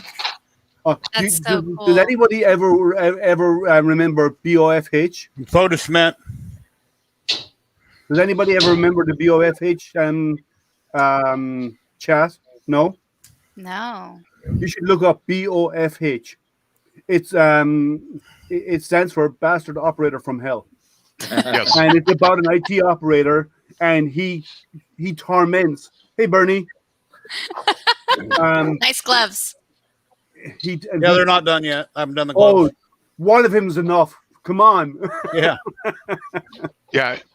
But, actually, the BOFH label is actually moved amongst different individuals. I know one of the guys who's like second or third. Oh my god! Oh, but it's so funny. It is. Torments his end users. Like, someone calls up and say, "I need extra space on my hard drive," and I go check it. It's near lunchtime. I don't want to be doing work, so he goes in and checks it. He says, "Yeah, your hard drive is almost full. Can you give me extra space?" Sure. Delete. Why don't you guys watch? One of the old manuals, I think it was a Deck Alpha manual. They did a test run. They brought people in to go through the manual, and it was to install software. You leaving, Jerry? Yeah, I gotta get taken off. Oh, all right, Jerry. Have a good one. See you tomorrow on Tripod. Bye bye. Bye, Jerry. Take care. Bye. It was a manual on how to install, not install software because there was no hard drive. It was how to use the computer. And in the manual, it said to take the drive out of its, take the floppy disk out of its sleeve and put it in the drive. Well, they had 2 or 3 people actually take the plastic off the floppy disk and pull out the actual floppy before they tried shoving it into the drive. So they had to. So now, when you look at the manual, it says remove from paper sleeve. Remove from goodness. paper sleeve. Someone's got YouTube on in the background. Someone mute it, please. Not me. All right, I'm gonna hop off. So okay. Take care, Tripod. Always a pleasure. So again, I'll be streaming at 6 p.m. tomorrow. So Central. So yeah, I'm subscribed. So I'll be there. Awesome.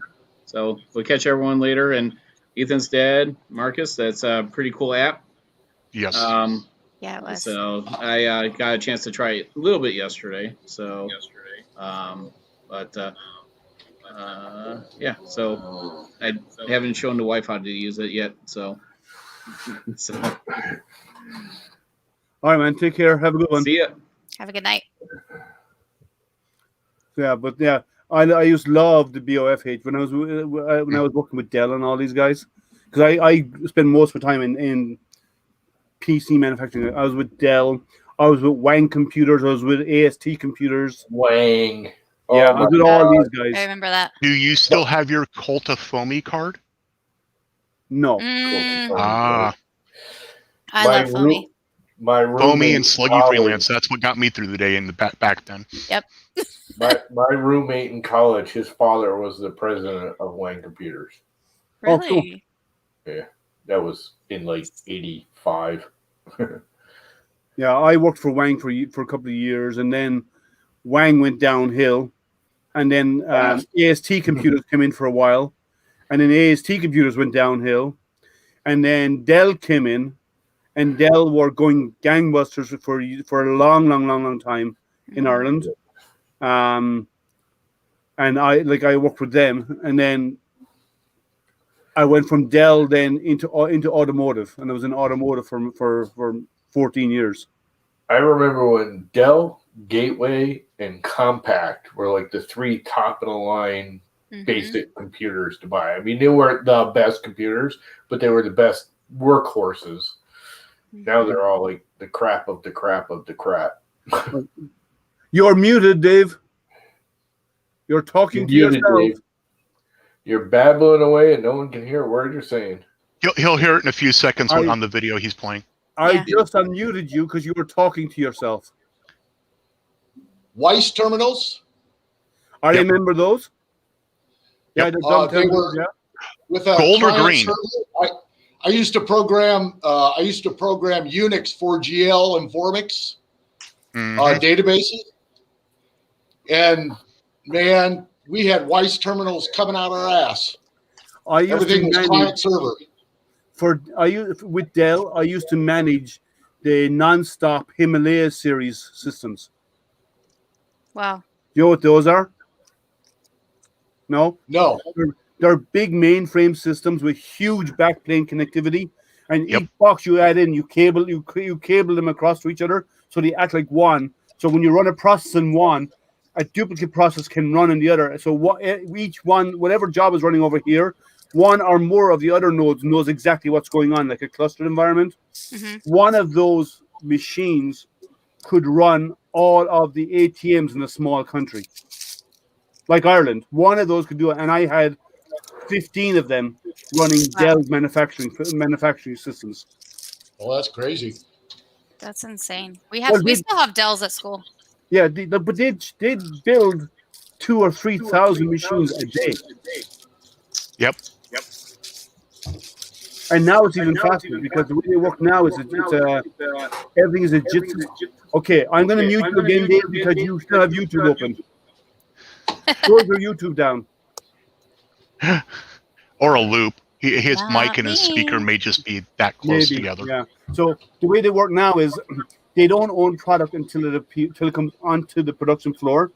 So trucks reverse at the back of the plant with all the components they need. The pallet comes off there. The moment the pallet comes off the truck, they own it. Goes in straight into production, and the moment it comes out of shipping into the truck and the other end to be delivered, they no longer own it. Now a customer owns it. So they only own material nowadays for about 18 or 20 hours, maybe 24 hours for a PC, for 36 hours for a server, 3 days for a server, and that's it. Other than that, they don't own inventory. It's owned by their suppliers on the truck, and they only pay for it once it comes off the truck. Wow. All manufacturers like that now. All, like, even automotive is JIT. So in JIT, when a car is being built, as soon as the car starts being built, when it reaches a certain point, whatever component is needed is pre-ordered electronically as it reaches a certain point. So by the time the car reaches that station, the part is being delivered. Straight off the truck into the car. It's never owned. They don't store it. It goes straight into the car, the components do. Wow. Yeah, because as I said, I used to work in automotive as well for years. So everything is what they call JIT, or just-in-time productions now. So when are you getting the Tesla truck? It won't take my big telescope. I really am thinking about getting one. I'm like, I wanted it, and then I found out because of the shape of it sloping down at the back. My telescope, I have a big 20-inch telescope, a Dobsonian telescope. It would not fit in the back. Yeah. So I can't. I have a Ram 1500 crew, but I have a cap over the bed, so I can move the transport the telescope around and keep it out of the elements. But I couldn't do it in a Tesla truck because the shape of the back won't allow it. They look kind of futuristically cool, though. I probably wouldn't get one. Well, I'd probably just get a car. No, I would, but it won't. I can't transport my big telescope in that. So yeah.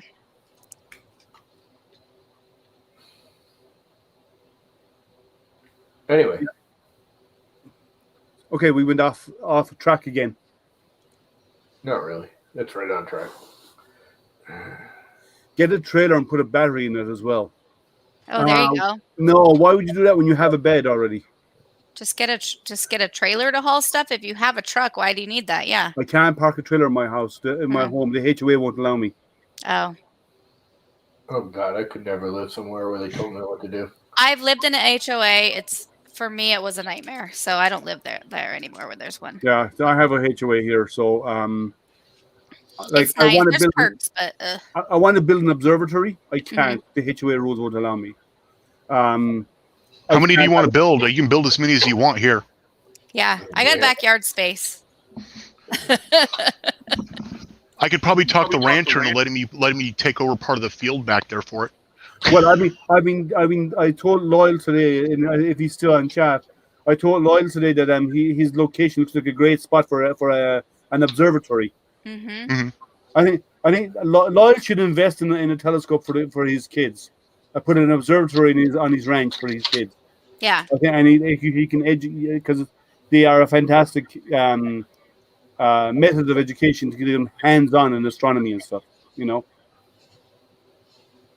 But yeah, because he's out in the middle of nowhere. His ranch is out in the middle of nowhere. It'd be a fantastic location for it. Yeah, you don't get all the light pollution like we do here. Yeah. It's not. I have some, but it's not really bad. But I have some here. But we're like anyone who's got big open land like you, Zolan. We have fantastic skies on clear nights. Yes, we do normally. If you look at the dark site finder, we are in the dark blue. Wow. I wouldn't be touching the sun because you'll burn yourself. But there is if you find there is a thing called there is astronomy clubs. If there's astronomy clubs in your area, yeah, which I'm sure there is, reach out to local astronomy clubs because when the COVID stuff is over, right? Or like they call it the human malware is over. They will be doing public free outreach events. Go work with those. They're happy to come out and do events. Yeah. And they'll work. If you're offering a spot of land to set up on to do outreach, if they need dark skies, they love you all the more. Yeah, all of ours are virtual still. Yeah, they're doing virtual stuff. It's kind of cool though, because it's like I don't have to drive 2 hours to get to the university. One of my good friends just had to quit her job because the school districts all around her literally said, quit or go to class. Wow.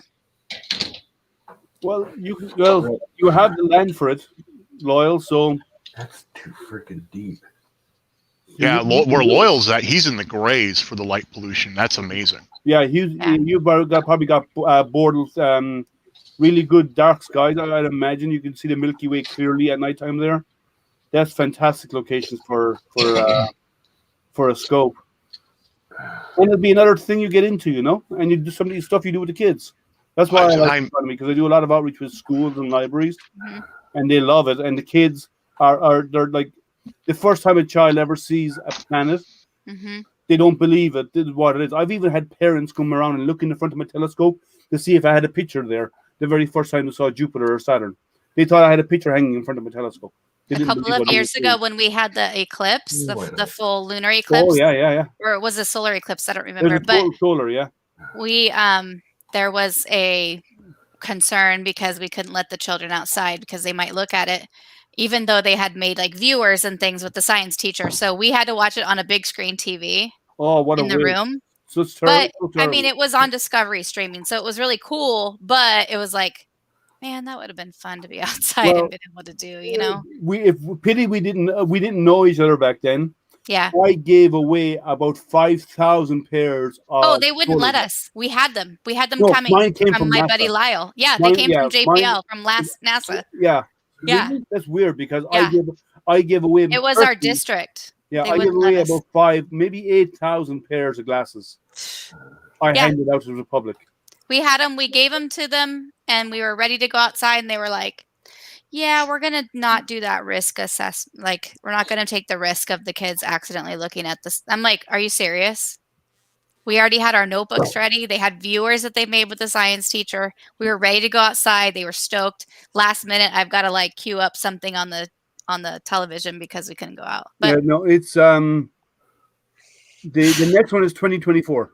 yeah, hopefully. So but it's April the 8th for 2024. There is and that's a total solar. There is an annular solar in 2023, so you get a ring of fire. But that comes in from the north west and dives down through the southeast. So the path is a little different. But the 2024 one should be another good one. I put it on the calendar. I was in Casper, Wyoming for that. Yeah, I put it on the calendar, so hopefully we're doing Rick Astley's song. Never gonna give you up. Okay, funny story. That was my way of saying I am actually going to log out. You guys have a good evening. All right, man. Have a good one. Good night, so long. Now we know Zolan's a Rick Astley fan. He's never going to live that down. I actually walked back down the aisle after we got married to that song because I wanted to Rickroll the entire wedding party, and it was wonderful. Yeah, really? That was really fun. I thought I had respect for you, but we did because it was a party. It was a party for everybody. So it's like we've been together 24 years. It's not like hello, you know. It's like hello, like it's not really for us. This is for everybody else, and to formalize it. Cool. Yeah. So that should be but the one in 2024 should be a fun one. I'll be going for that one as well because I took photographs in the last one, and I'll be doing the 2024 again. I'll be setting up my telescope for imaging. We had a setup because a whole group of them from my astronomy club went out there, and we had a setup that we had big tent set up, and because I'm a solar system ambassador at NASA. I had a big thing on the side saying NASA Solar System Ambassador on the side. And we even had a sign up saying Mission Control. We were all sitting there under a canopy with our computer set up linked to our telescopes to drive our telescopes and control it. So we're all there with all of our computers lined up side by side, monitoring and managing our telescopes. Now, did you guys just like get an area out there to like to camp out? No, we actually got a hotel because we booked 2 years in advance. Yeah. And then when we got out there, we were looking at places to go, and there was one public park that I was doing some research on, and it was right on the center line. And the night before we went down, set up the night before out in the park, and got our telescopes all aligned, and then slept outside under the stars all night long with our telescopes. To be up early in the morning, so as soon as the sun peeked its head over the mountains and to the mountains that were actually east of us, we locked onto the sun immediately, started tracking, and then we had applications managing our photographs and all this kind of stuff, all computerized. Wow, that's so amazing. So that was fun, though. Yeah, I got some beautiful images for that. I bet. I think I have them here. Let me see if I have any on my computer. I'm sure I do. Is it like really cold where you are, Llama? Sort of. Oh. It's cold. What's the temperature like there, Llama, right now? It's actually kind of warm for today, but it's like 25. Yeah, our high today was 17. That's warm? That's our high for today. I'm freezing. It's 57. No, this time of year it's warm. Oh my gosh. Our highs are usually 25 this time of year. We were almost up to 40 today. I was out throwing sand down on top of the snow to make sure the driveway melts. Wow. Really? No, it was for us. It was our Our high today was 17. This morning when I woke up, it was -1. The high today was -3. Yeah, so we're similar temperatures. Wow. During our morning is like your night or your. It's freaking the middle of the winter. What do you expect? I mean, everyone bitches it's cold. Yeah, it's cold. Get over it. I don't know if I share this. I don't know if I showed this before. The reason I keep doing this actually is because I got stuff on That's my totality from the last one. Leg. Oh, that's super cool. That is cool. That's awesome. That's from your telescope, or did you have like a camera on your telescope? I have a camera on my telescope. Okay. And it's a HDR. So it's a high dynamic range image. So you take short exposures for really close to it. And then you take longer exposure to slightly longer and slightly longer. And as you go longer and longer, you get more detail out here. So the short exposure will only show the really close stuff. But the longer exposures, they build out. And then you merge them together using what I call a process called HDR, high dynamic range. Dude, that would make an awesome lithophane. Yeah. That's Actually, amazing. I might try it as a lithophane, actually. It would make a nice lithophane, yeah. It would make an awesome lithophane. You might have to like brighten the moon a bit. Yeah, brighten the moon itself up just a little bit. You still want it dark, but you might have to brighten a little bit to get the details. That would be so cool. But that would be cool. Yeah, I might look into it. How high of a resolution is that? Maybe I'll scroll. Oh, that's. Send me that image. Oh, that's really, really high. Well, that's the JPEG is not that high. Let me see what is the resolution of it. 1 second. Because the HDR rendered is not that high. The native files are huge. Each individual image used to create this was something like 40 or 50 megs per image. Yeah, but then you compiled it. But then I compiled it with JPEG, and let me see what the properties are. JPEG and lowered the resolution. Let me see what the properties are. One Well, second. you should have a compiled high resolution image too, don't you? Yeah, but it's I compiled. This is 1600 by 1151 resolution. That's not bad. That's not that's not too bad. But the actual the raw images. Let me see what the raws were. The raws are probably 4600, aren't they? Oh, they're huge. Yeah, they're 4600 by like 3200 or something usually. Wow. Yeah, your camera. What camera are you using? It was a T3i. Whatever that is. That's like a real. Yeah, that's a real camera. Yeah. So, but we got some really nice. Oh, I have to show you. This is one of my favorite images out of all the ones I took. Let me share this again.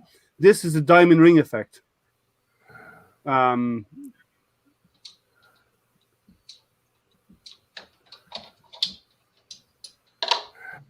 That's my diamond ring. So you can see the solar flares there.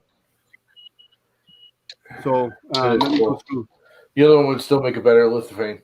Oh my gosh. But the diamond ring is really good. That's so cool, though. I like that one. I like that, like where it's like barely visible. Let me go through them then. So that's the end. So let me go to the beginning. Wow. You can kind of, it's like a video. Yeah, I compiled the video. That's so cool. So it starts off like that. So you see here, these are sunspots here. And then as it goes through it, you see the moon slowly encroaching on the sun. Oh my goodness.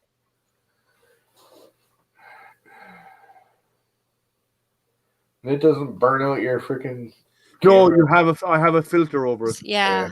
And then at totality, you remove the filter, and then this totality's ending, you put the filter back on again. Yeah. I'm with you, non-fam. So this is coming up to diamond ring here. This is the beginning of the diamond ring, and then I shorten the exposure to get the detail of the diamond ring effect. And you get totality, and then you get to start to see the corona. And now I'm doing HDR, so I'm getting longer and longer exposures. You'll see it getting brighter and brighter. Yeah, even though this is being blown out here is getting more detail. So that's the HDR. Wow. And then you go back in, all the way in and out once or twice, and you see this. Let me see if I can zoom in here. I want that other one back because I'm going to steal it. Yeah, see the solar flares here? Yeah, that's so cool. And then it goes on again The one like dead center is really cool. That's a big flare. Well, that is not a flare. That's the diamond ring. That's the sun. No, go back one. There was a flare there. Go back one. Right Oh, that where one it is. there? See the flare Yeah. right there? It's like right below where the diamond happened. That flare you see there is bigger than Yeah. our planet. Really? Is what? That's about twice the size or three Oh, times yeah. the size of Earth. Yeah, they're huge. So If yeah. not more. Well, that one was about 3 times the size of Earth. Even the sunspots were about, like, let me go out, move out here. Like this sunspot here, this one, these are all 2 or 3 times the size of our planet. Yep. So that's my sequence. And then cloud come in at the end. You see a bit of cloud there, the haziness. Some cloud come in at the end. I like that That's first thing super that cool. you showed us there. You can actually see the craters and stuff. Yeah. Oh yeah. When totality happens, if you look at along the limb of the moon, the sunlight peaks. What the diamond ring effect is, right? Are the string of pearls effects, right? Which is just before the diamond ring. What that is the light of the sun peeking through the valleys on the surface of the moon, where all the craters and stuff are, and that's what creates the. No, but that first one you can actually see the face of the moon through the. That's called earth shine. So what's actually happening there is the light of the corona of it is hitting Earth, and it's reflecting off Earth back onto the moon and creating that slight shade. Yeah. So That was a it's good called image, earth shine. That first one was a really good image. Yeah, That's cool. that was fun. It was a whole week out there, and then we had about 5,000 or 6,000 people turn up in the park where we were. And I was handing out glasses. I was handing out all piles of stuff. But about 20 minutes beforehand, we kicked everybody out away from us because we had to get ready to make sure we were all ready to go. And then we kicked off. And when it was over, then like I have, the yellow tape you use for caution tape you buy it for construction sites. We got a roll of tape made. Our club did for where we were setting up. Caution, science in progress. We have a telescope on it. That's awesome. And we put that all the way around us to section us off when we wanted to just operate on our own. Yeah. We even wrapped our telescopes in gold mylar because gold mylar reflects infrared, so we wouldn't have our equipment overheating because it was in the middle of summer. And afterwards, people wanted to come up and wanted slices of the yellow tape that said "Caution, Science in Progress." We wanted to take away a piece of it. So we were chopping off pieces of giving out to people. Oh, that's funny. That's cool. Science in progress. That's awesome. I still have about half of it outside. About half the roll still in my garage. For 2024. 2024, I'll be doing the exact same thing. That's cool. Yeah, they're cool, and I think it would make a good lithophane actually. That would as a compiled image. Yeah. That's one big ass freaking RC airplane you got over your head there, Pretzel. I just noticed those. Why are you? Dave is flashing at us. He's a flasher. It's one of those flashy that things. Red Bull. Oh, the Navy one's cool. Oh wow. Look at them all. I knew he had a few, but I didn't realize how big they were. I never noticed them before. Oh my goodness. Yeah, he's got a few of them. Yeah, wow. Those are some of the small. Those are my small ones. Oh my goodness.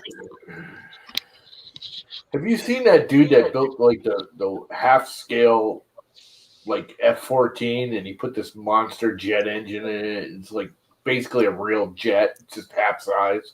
No. He's doing like 700 miles an hour in his freaking RC jet. Wow. We have several real turbines in our club.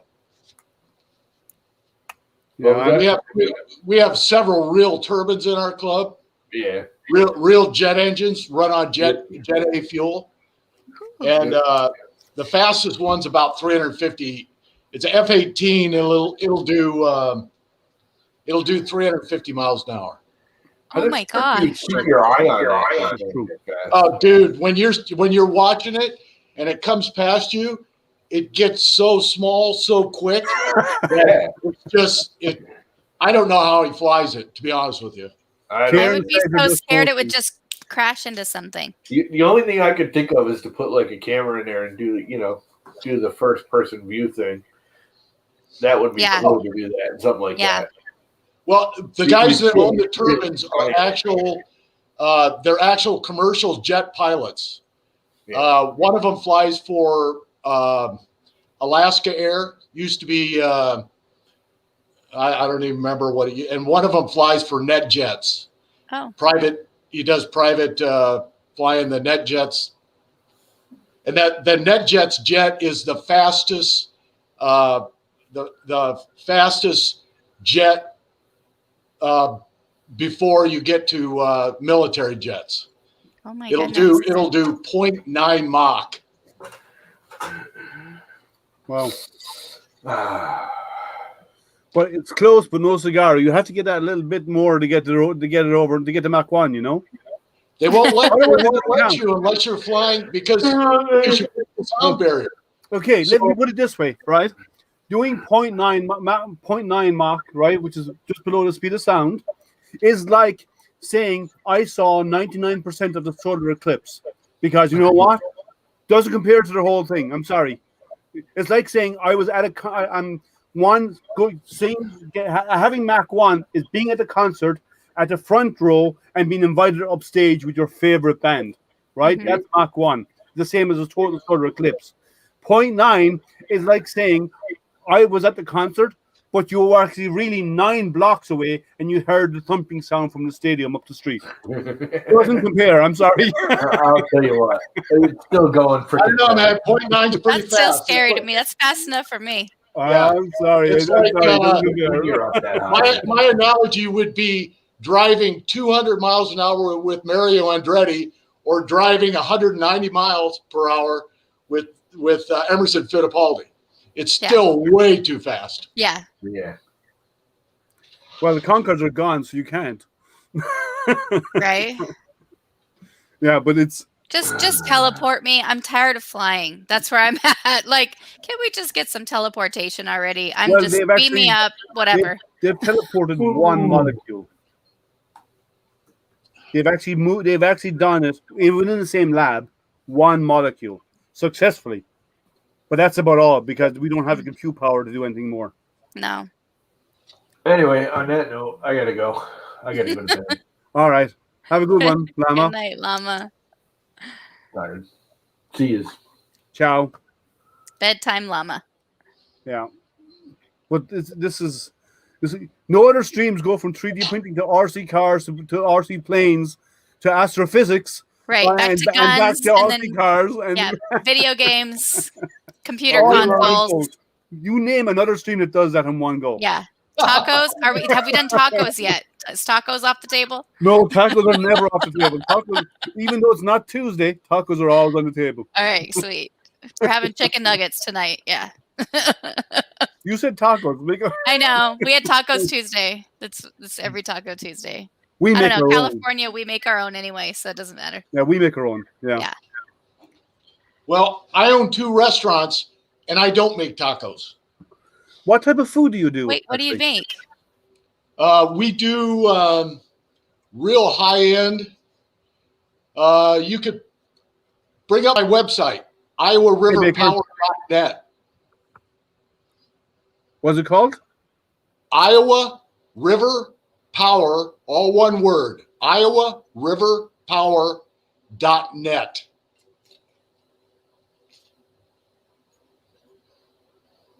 Okay, I just want the potatoes. I'm bringing it up. What? Oh, it's a nice place. Let me share. Oh, and he's giving me a discount. Flanagan's, and he's got Flanagan's. We've got Flanagan's too, yeah. I'm down. Hey, we do have tacos. So you all know this is where Dave. This is Dave's place. So if you're ever in Iowa, pay a visit. I'd be more than happy to sit down with you and have a dinner with you, any of you guys. That's so cool. It looks really good. The butter and stuff. I'm like butter and potatoes. I'm good. I'm in. Whenever I'm in Iowa, I'll let you know. We're in an old power plant that we converted, and it's right on the Iowa River. So, and for the past 2 months, we've daily had international photographers in our parking lot taking pictures of eagles. Oh my god! Oh yeah, because we get bald eagles up here all the time. We've got 50 pairs of eagles that are nesting outside of our restaurant because we're the only open water for miles. Kieran wants to have a beer with you. Yeah, Kieran, a beer or 3. I don't drink, so. Any more or any less? I don't. No, I don't drink. I used to, but I just got sick of it. Yeah. I'm no longer Irish. For me to prove my citizenship, I need to drink in the plane because I'll fail the blood test if I don't. That's okay. Go to the Flanagan's tab and you can see Flanagan's. Where? Oh, okay. So it's like an Irish pub. It's an Irish. It's an Irish pub. Yeah. Nice. And then we do, we do corned beef and cabbage, and all the. Okay, here I want to set a record straight. Okay. I was born. Don't say you don't eat and cabbage. raised in Ireland, right? Okay. I spent all my life. I left there when I was in my late 20s. I've never eaten corned beef and cabbage. Cabbage, yes. Never corned beef. We eat I don't like corned beef. with cured pork, bacon and cabbage. Never had corned beef ever. I love cabbage. cabbage. I don't know. I married my ex-wife. My ex-wife is from Ireland. She's Quinn, Okay. and she wasn't part of the restaurant, but it was always. I hear that a lot, but we have a really large Irish population in our town, and they just pour in for it. So, actually, I think the corned beef idea came out of New York, from the Jewish people in New York. Yeah. Not and because the Irish, it's bacon and cabbage. Yeah, that's what I make. I've always made bacon and cabbage. I can't stand corned beef. Actually, bacon and cabbage is really good. Yeah. That's what I made for New Year's. It has to be the big. It's the big slab. Yeah. It's not sliced, just the big slab. No, it needs to be sliced. Yeah, but it needs to be. I cut it in little pieces. It needs to be like the Canadian bacon, with the big meat hock on it, and you slice it. Like you only use for your bacon here, you only use a fatty part. Yeah. You use the fatty part with the meat part, and all of that, and it's cured. So it has to be in. It has to be in brine for a week or so to absorb all that salt, and then you cook them together, and then it's so good you'll chew your fingers afterwards. Wait, Kieran says gammon and cabbage. Well, that's gammon. Yeah, gammon is basically what they call, or what the Americans call, what we call bacon. Okay. Because your bacon here is just a fatty part, and it's just the piece, right? It's just part of it. Yeah. Yeah. For us, we cut that off. We don't eat. That's not the part we eat. So we eat the part that you throw away. Yes. That's good to know. Yeah, with fresh soda bread and fresh home cut soda bread and lots of and has to be fresh out of the oven. Yeah, my grandma used to make that. I still do. We still make all that at home. Oh my gosh. Yeah. So that's the way to do it. But no, bacon and cabbage and it has to be well cured, really salty bacon, right? Mm-hmm. So you have to have it in a brine in brine for a couple of days, so it really absorbs it. But it's the food of kings. It is. Well, it cuts the acid of the cabbage. Corned beef. Because corned beef is really salty. Yeah, just because that's because it's salty because it was put into brine, right? But we don't eat that in Ireland. It's bacon and cabbage is what we eat in Ireland. Mm-hmm. Beef to us is roasted. Yeah. Never brined, and it's roasted. We roast in an oven. Really? Yeah, we do not boil beef. Beef is too good a meat to be boiled. But bacon, you stick it in there with brine bacon, right? Cured bacon. You boil it till the bacon is almost done, and then throw the cabbage in with it, and the cabbage gets really soft because of the salty water. Mhm. Yeah. And then what we used to do as kids, the salty water after the stuff is cooking, after all the cooking is done, the salty water, we used to call it goodie. What we do is get a cup of that water and break bread into it, and then mix it up and eat the bread, the salty bread with the juice from the stuffing cooked. It's good for you.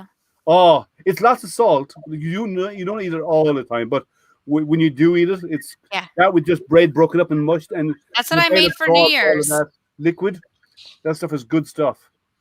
Yeah, I love that. You should try really good cured bacon. But where do you get it? Like, I don't know how to get that here. It might be at like Sprouts or like Whole Foods or something out here. A butcher will have it. Yeah, we have Mexican restaurants here. We don't have. We're in Iowa, so we're the largest hog producers in the world. Yeah, well, you should go and find a butcher and ask them, and you get a good gammon, like here's a good gammon steak with the fat, and that's what you cook, and it has to be brined for a few days, and you boil that, and when it's almost cooked, you can tell with the foot and the fork into it when it's almost soft, then you throw the cabbage in. Right, take out the stems of the cabbage, chop up the cabbage, throw it in there, and then just boil it until the cabbage is soft, really soft. Is that the same thing as back bacon? Is that what it's called? I don't know. Or salt pork. Salt pork is basically bacon, but it's slab bacon. Yeah, but it doesn't have any much meat in it. It's mostly fat, like you do for your morning. That's part. Yeah, we don't do most of ours is mostly meat. So it's like a gammon steak, like Canadian bacon, with the fat on it, but there's a lot of meat involved. Yeah, bacon here is what we remove. We cook it with that for the flavor because that absorbs a lot of the salt. But when most kids are eating it, they don't eat the fat. They cut it off and they eat the rest of it. They eat the bacon meat. It's like this, right? Russell. Wait, you can't see it. Hold on. It's too bright. How about that? Like that. Yeah. That's what we do. So it's like when I looked it up, it's called back bacon here. Yeah, but it has to be well cured. Or it says rashers. That's what we call them in Ireland. That's what we call bacon in Ireland. For breakfast, we call them rashers. We have it here. But it has to be thick. It has to be a big chunk of it, not sliced. And then you boil it as one piece. 3 a.m. mushies. Yeah, Papato. Yeah. Now I'm hungry. Yeah, and I only ate dinner a while ago. I know, I did too. But,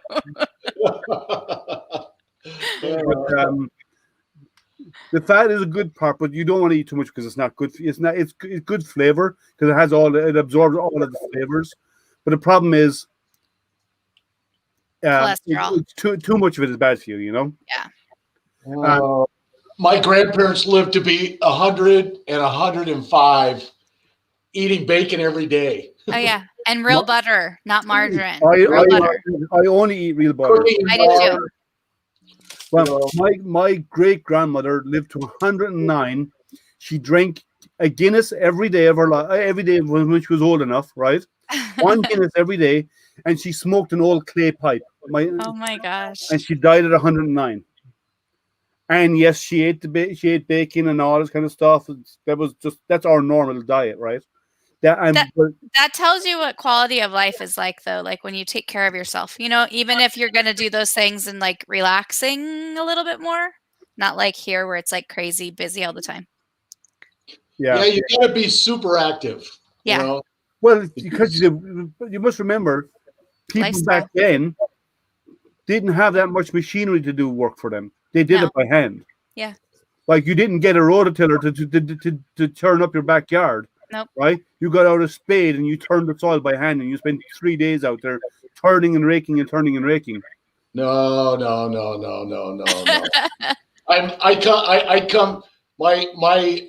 My great grandparents came here in 1836, and my grandfather has pictures.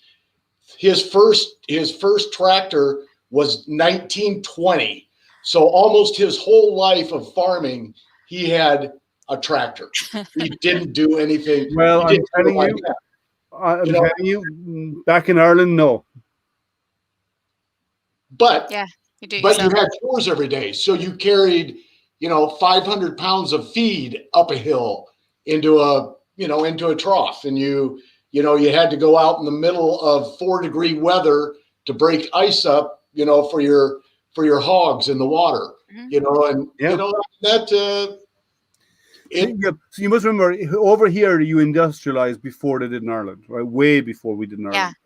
A lot of stuff was manual labor, and so if you compare farms here, like if you look at a farm even here now and compared to ones in Ireland today, we've industrialized a lot of it, but still there's still a lot of manual labor involved, right? Mhm. And there still is here too, but machines really alleviate an awful lot of that. There's some stuff that are never done. Like I know, I went to school with friends who got up in the morning at 4:30 in the morning, and they went out and they had a small farm, and they manually milked their cows every morning with their dad. The whole family got up at 4:30 in the morning. Once you're 5 years or older, you are out there milking cows by hand.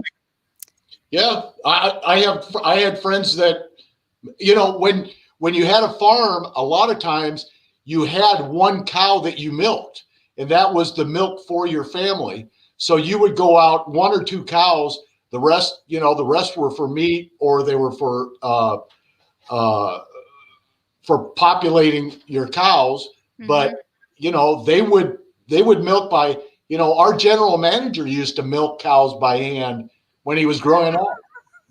We had goats. Like, people don't think in California you have farms and stuff, but like we had goats, and we had to like stack the hay and do all that stuff. Oh Like, yeah. We had horses, everything. Did you ever milk the goat? Loads. Yeah. I like goat's milk. I'm not allergic to it. Cow's milk, I'm allergic to. Oh, goat's milk is so freaking rich. Yeah, It's just I love goat's milk. Yeah. So good. Yeah. So like I went to school with people who would manually milk the cows in the morning, and then after school they go home, they do their homework, and they're back out again until late, working again on the farm. That was their lives. Like I didn't grow up on a farm, but I grew up 20 minutes walk, and I was in the countryside from where I live. Yeah. Right? I was on the outskirts of the city. Most farmers are still like that. I mean, my sister lives on a farm, and she and her husband go out twice a day to do. It's called chores. Yeah. You go out and do feed chores. the horses. You have to feed. You feed the animals. You check to make sure that they're warm. You make sure that Papato, every day. Dave, meet Papato. He's actually in France. Dave is the creator of the Pets Fangs fan system mounts for printers. So yes, say hi to each other. You've now been introduced. Hi, Papato. Thank you. Yeah, all of those he's done them. He knows more about airflow than most people know about printers. Yeah, I bet. Just a lot of hot air. I didn't want to say that, but yes. Since you mentioned it, no, just kidding. Yeah, well, I let you walk there yourself, okay? Oh, yeah. I open the door, you walk in on your own. Oh yeah, yeah. Hey, when opportunity knocks, you have to open it, right? That's right. Self-deprecating. Well, as I said, I was on it last week, and I said something, and Loyal called me out on it because I was saying something about myself. But yeah, I find if I can't make fun of me, I have no right making fun of anybody else. Absolutely. And I make fun of everybody else, so I have to take my own shots at myself as well, right? That's the way I look at it. Yep, for sure. But it's fun. It's since we're on the subject, Dave, can I make an adapter for the twin 5015 on the Fang and it work? What machine are you going to put it on?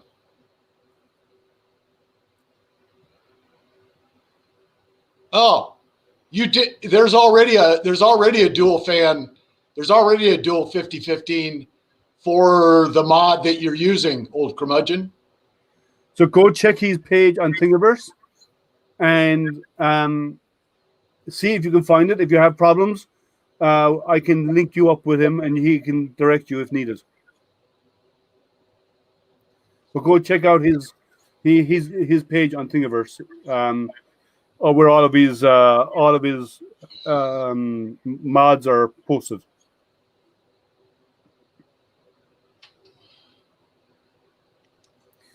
Yeah, there's a dual fan for that.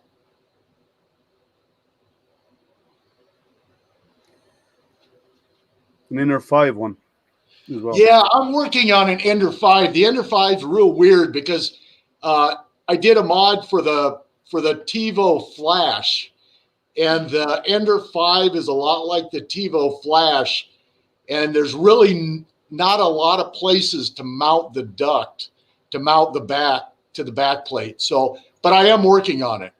What about one for the 5 Plus?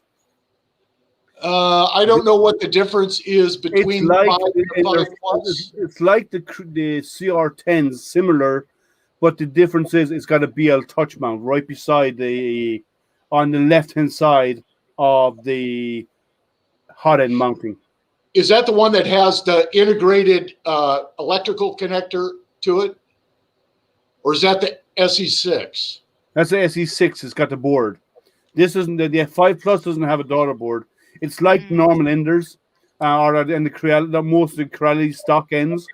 The only difference is to the side of it, there is a mount at the side. There's a little bracket on the side, an L bracket, where the BL touch is mounted beside the hot end. Can you take that L bracket off? Yes, it screws off. Yeah. Okay, so if you could take it off, then you can use my base mounts now. I call them an all-in-one, and they will mount to the CR10, S, S4, S5, the V2, the Pro, and it integrates all the different features of all the different back plates into one mount. So that should probably. That's a good point. Dominic said it has the. No, that's okay. That's the one that has. That's the extra wide plate that has the belt on the top. Yes. Okay, I am working on that one right now. Okay, yeah, because I'm using the stock everything on it, and that's fine. But it'd be nice to get better cooling, part cooling. Not that I really need it because I do mostly PETG on that, and I don't use that much part cooling on PETG because you wanted the layers to really adhere. I only run my fan on that at 30% max. You know, you'd be surprised what a little bit of cooling will help in your overhangs on PETG. Oh, for overhangs, yes.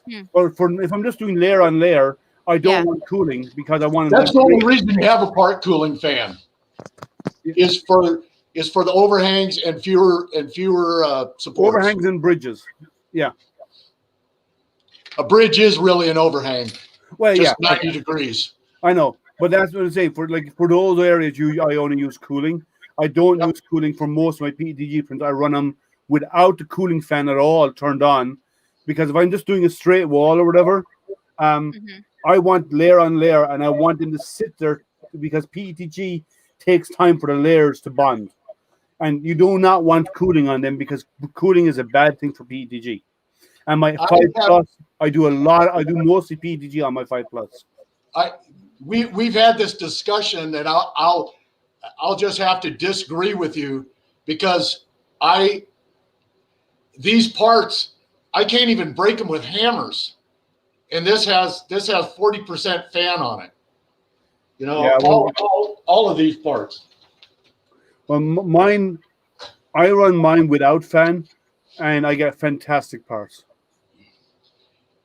All of these are 40% fan, PETG, and you know, I could take here's a maul. Here, look, cracked. Doesn't even do anything. Wait, do that again. Yes. See, this was that's a 4-pound maul. Yeah.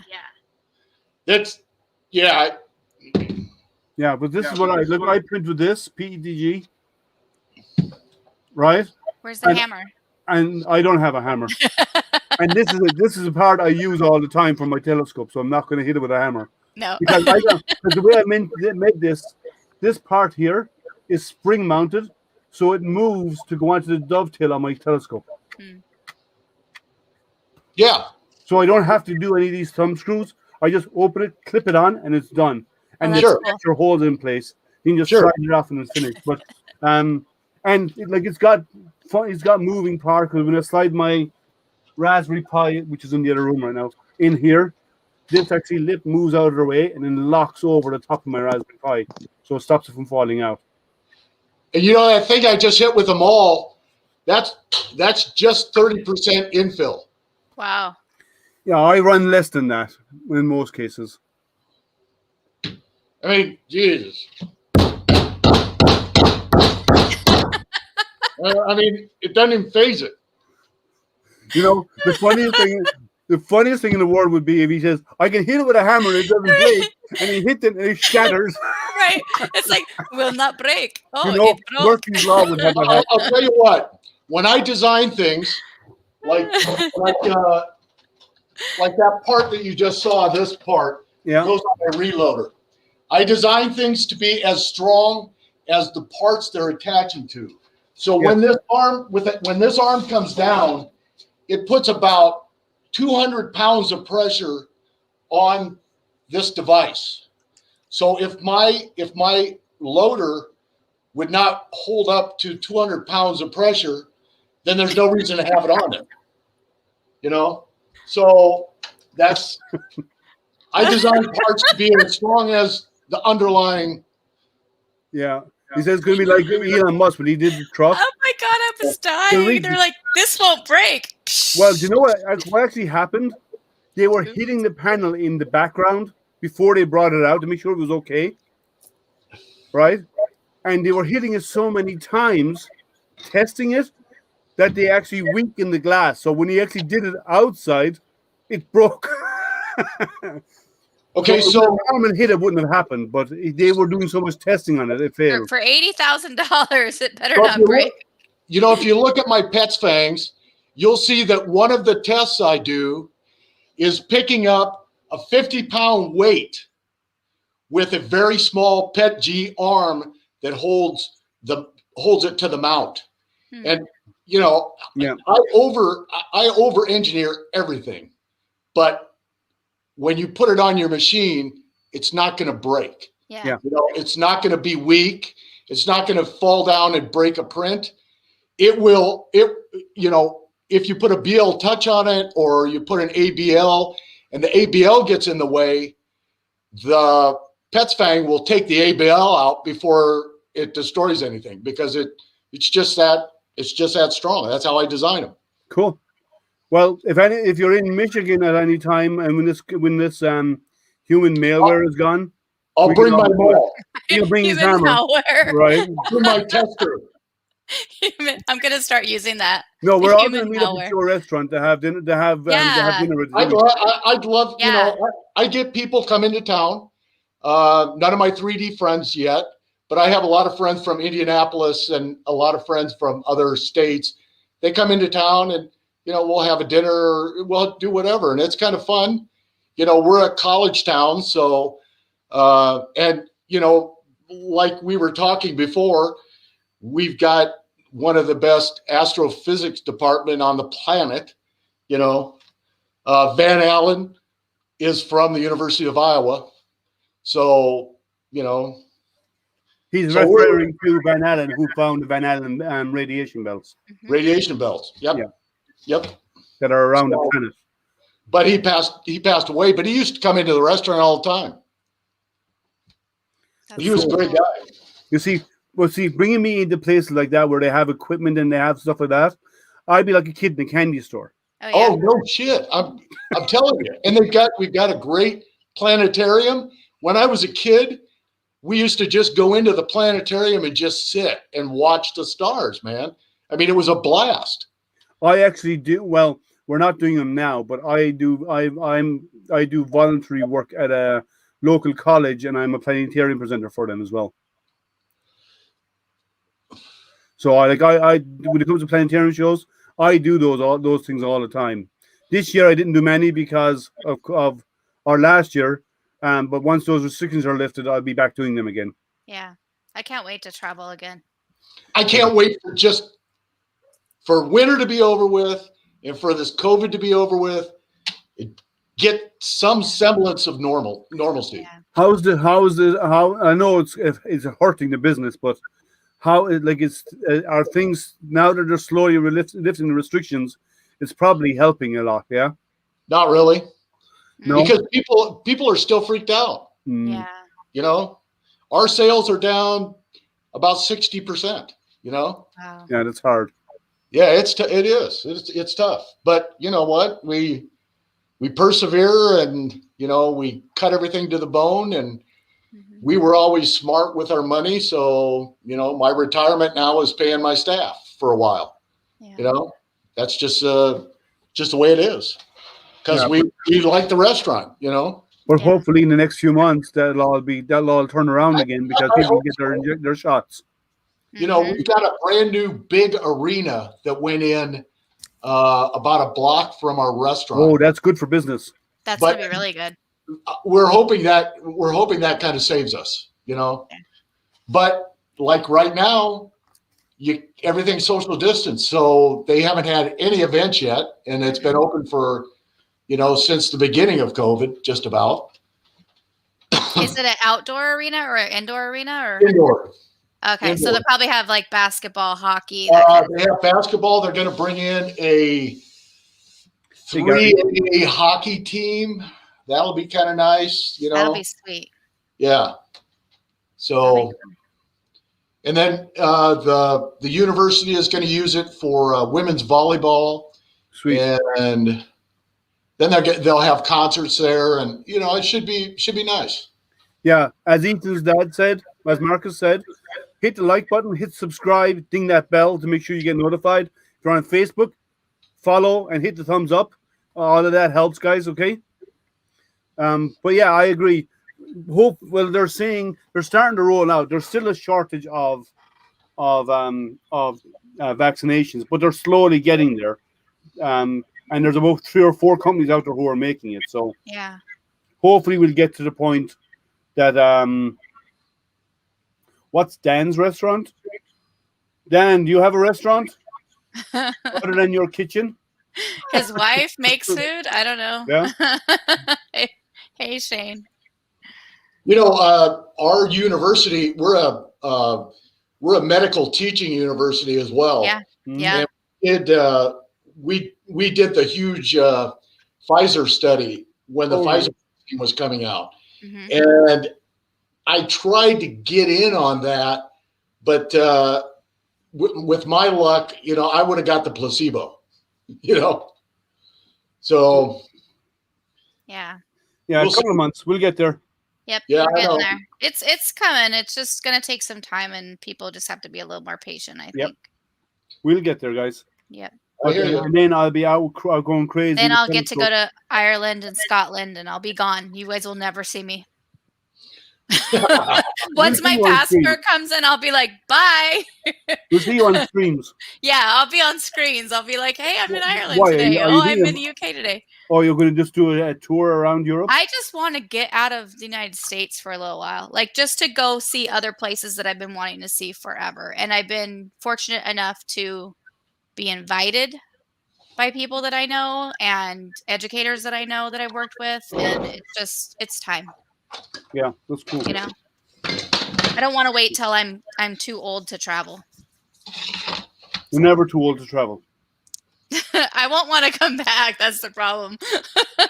No, it's the thing. I've done so much traveling in my time for work and stuff. Yeah. It's fine, but when you're seeing hotels and offices and airports all the time, that kind of, you get bored of it. Yeah. That's why I like the balance, because I'm here locally and then I can go travel if I want to. So it makes it fun. And you're in SoCal, aren't you? Yeah, I am. But we travel anywhere in the United States, and then some of our membership for one of the companies I work for travels globally. So I've been to France. I've been to many areas in France, Pablo. Just avoid Paris. Why avoid Paris? Paris is not the cleanest city on the planet. That's like Hollywood out here. Everybody wants to go to LA and Hollywood. Well, the only difference is in Hollywood, all the crazies are. Well, that's relative. No, they're all crazy. We're all there. crazy in California. That's what everybody thinks anyway. The further south you go, the crazier they get. Yeah. Well, I'm not that far from Mexico, so I guess I'm crazy. But we got good You fit tacos. right in with the rest of us, right? Yeah, it's fine. We have good tacos. That's all that matters. Yeah, once you have good tacos, then you're done. You're everybody's friend then from that moment on. It's all Let's good. see. My mom's side is from Belgium. Okay. And I would love to Yeah. visit Belgium. Yeah, that's what I want to do. I want to go. I have it on my goal, like my vision board up here, and it's like I want to go to the historical places where I know people are from. That I got the real story because I got the blood test. You know, I didn't get the family stories. I had to like piece all that stuff together. It's like that story's not true, you know. And so I kind of have a centralized location of where the family's from. So. Well, I know we can track my lineage back thousands of years. Yeah. Because even before the Catholic Church came to Ireland, who always maintained really good records, the Druids, which were there before them, were really good at maintaining birth and death records as well. Yeah. So we could go way back, and my lineage, like it's about as deeply rooted as it can get in the country. So yeah. On Before there both was like when they were like drawing on cave walls and stuff, that kind of thing. Yeah. Yeah. Well, maybe not that far back, but yeah. actually not far from where I grew up, there was an area where it was mud huts, so you could actually go visit that people used to live in. Really? Mm. That's awesome. Yeah. Yeah, I'm ex-Navy as well, Chris. That's awesome. Irish Navy for a time. Yeah, they kept calling me for a while, and I just finally You told were in the Irish Navy? I was in the Irish Navy, yeah. Really? Yeah. I didn't even know they had a Navy. We do.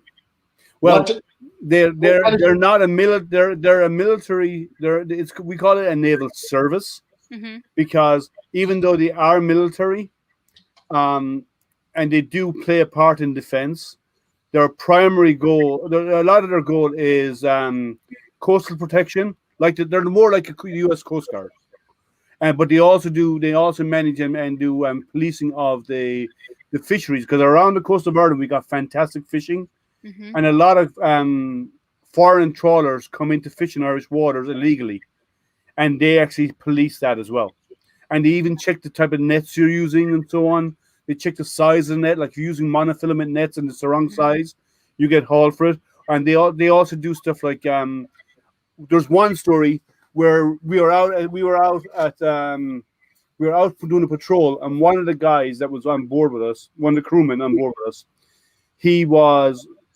in his past he was a fisherman. He worked on board the trawlers out catching fish. So we were out once and one day, and we went over and did an inspection, and everything looked okay on the books, and everything looked okay. And we came back, and the guy was actually up on the bridge on the helm at the time, and they were talking about what the documentation of the boat said, the fishing trawler, and he called the captain and said, "That's wrong." He said, "What do you mean? She's sitting too low in the water. That's wrong. His numbers can't be like that. His numbers are too low for the amount for how deep the boat is sitting in the water." Oh my because gosh. he was an experienced fisherman. Yeah. So they went back out and they brought him with them. They found a couple of ton of cocaine hidden in the between false walls on the fishing trawler. They were actually smuggling drugs into the country, and he caught it because he saw the fishing trawler, for the amount of weight of fish they said they had, and it looked like they had that. She was sitting too deep in the water. She didn't look right. That was an interesting catch. Yeah. Yeah. So we arrested him, like the whole crew, and we take control of the ship and bring it in. But yeah, a lot of that happens. They watch for stuff like that. How many miles of coastline does Ireland have? The whole way around. I don't know exactly the mileage. We control off the coast of Ireland, from the west coast of Ireland, because I do mostly the west coast patrols. On the west coast of Ireland, we control all the way out as far as the Porcupine Bank, which is a large area of water. In Europe, we have probably one of the largest areas of water to patrol Really? out of all European countries. Yeah. Wow. And we actually do patrols with other countries too. Like we've helped Spain. We've gone down south to Spain into the Azores and helped them in the Azore area during their salmon season and stuff like this to help them out, and their marlin season. So we've actually gone out and helped other countries do it as well. And I've done, like when we had troops in the Lebanon as peacekeeping troops, I've done runs to Lebanon and back doing bringing supplies over to our forces that were there with the Blue Berets, the UN, doing peacekeeping patrol over there. Wow. So we do runs like that as well. Crazy. Good for you, man. That's cool. Yeah. It's fun. It was an interesting career, especially when you're young. And the funny thing is, all of my brother and my dad were my dad was ex-army. My brother was Army Reserves, and I wanted to do something different, so I went into the Navy instead. So I used to be a drill instructor. You can tell by my quiet demeanor. I'm not laughing at you. I'm laughing with you. I know. You can tell by my quiet demeanor. Yeah. We used to do that for fun. It's called Tall Flags Color Guard. I don't know what that is. Out here we would do like color guard. You know, like you're doing drill downs and all that stuff. Like, yeah. So we would do that with the band.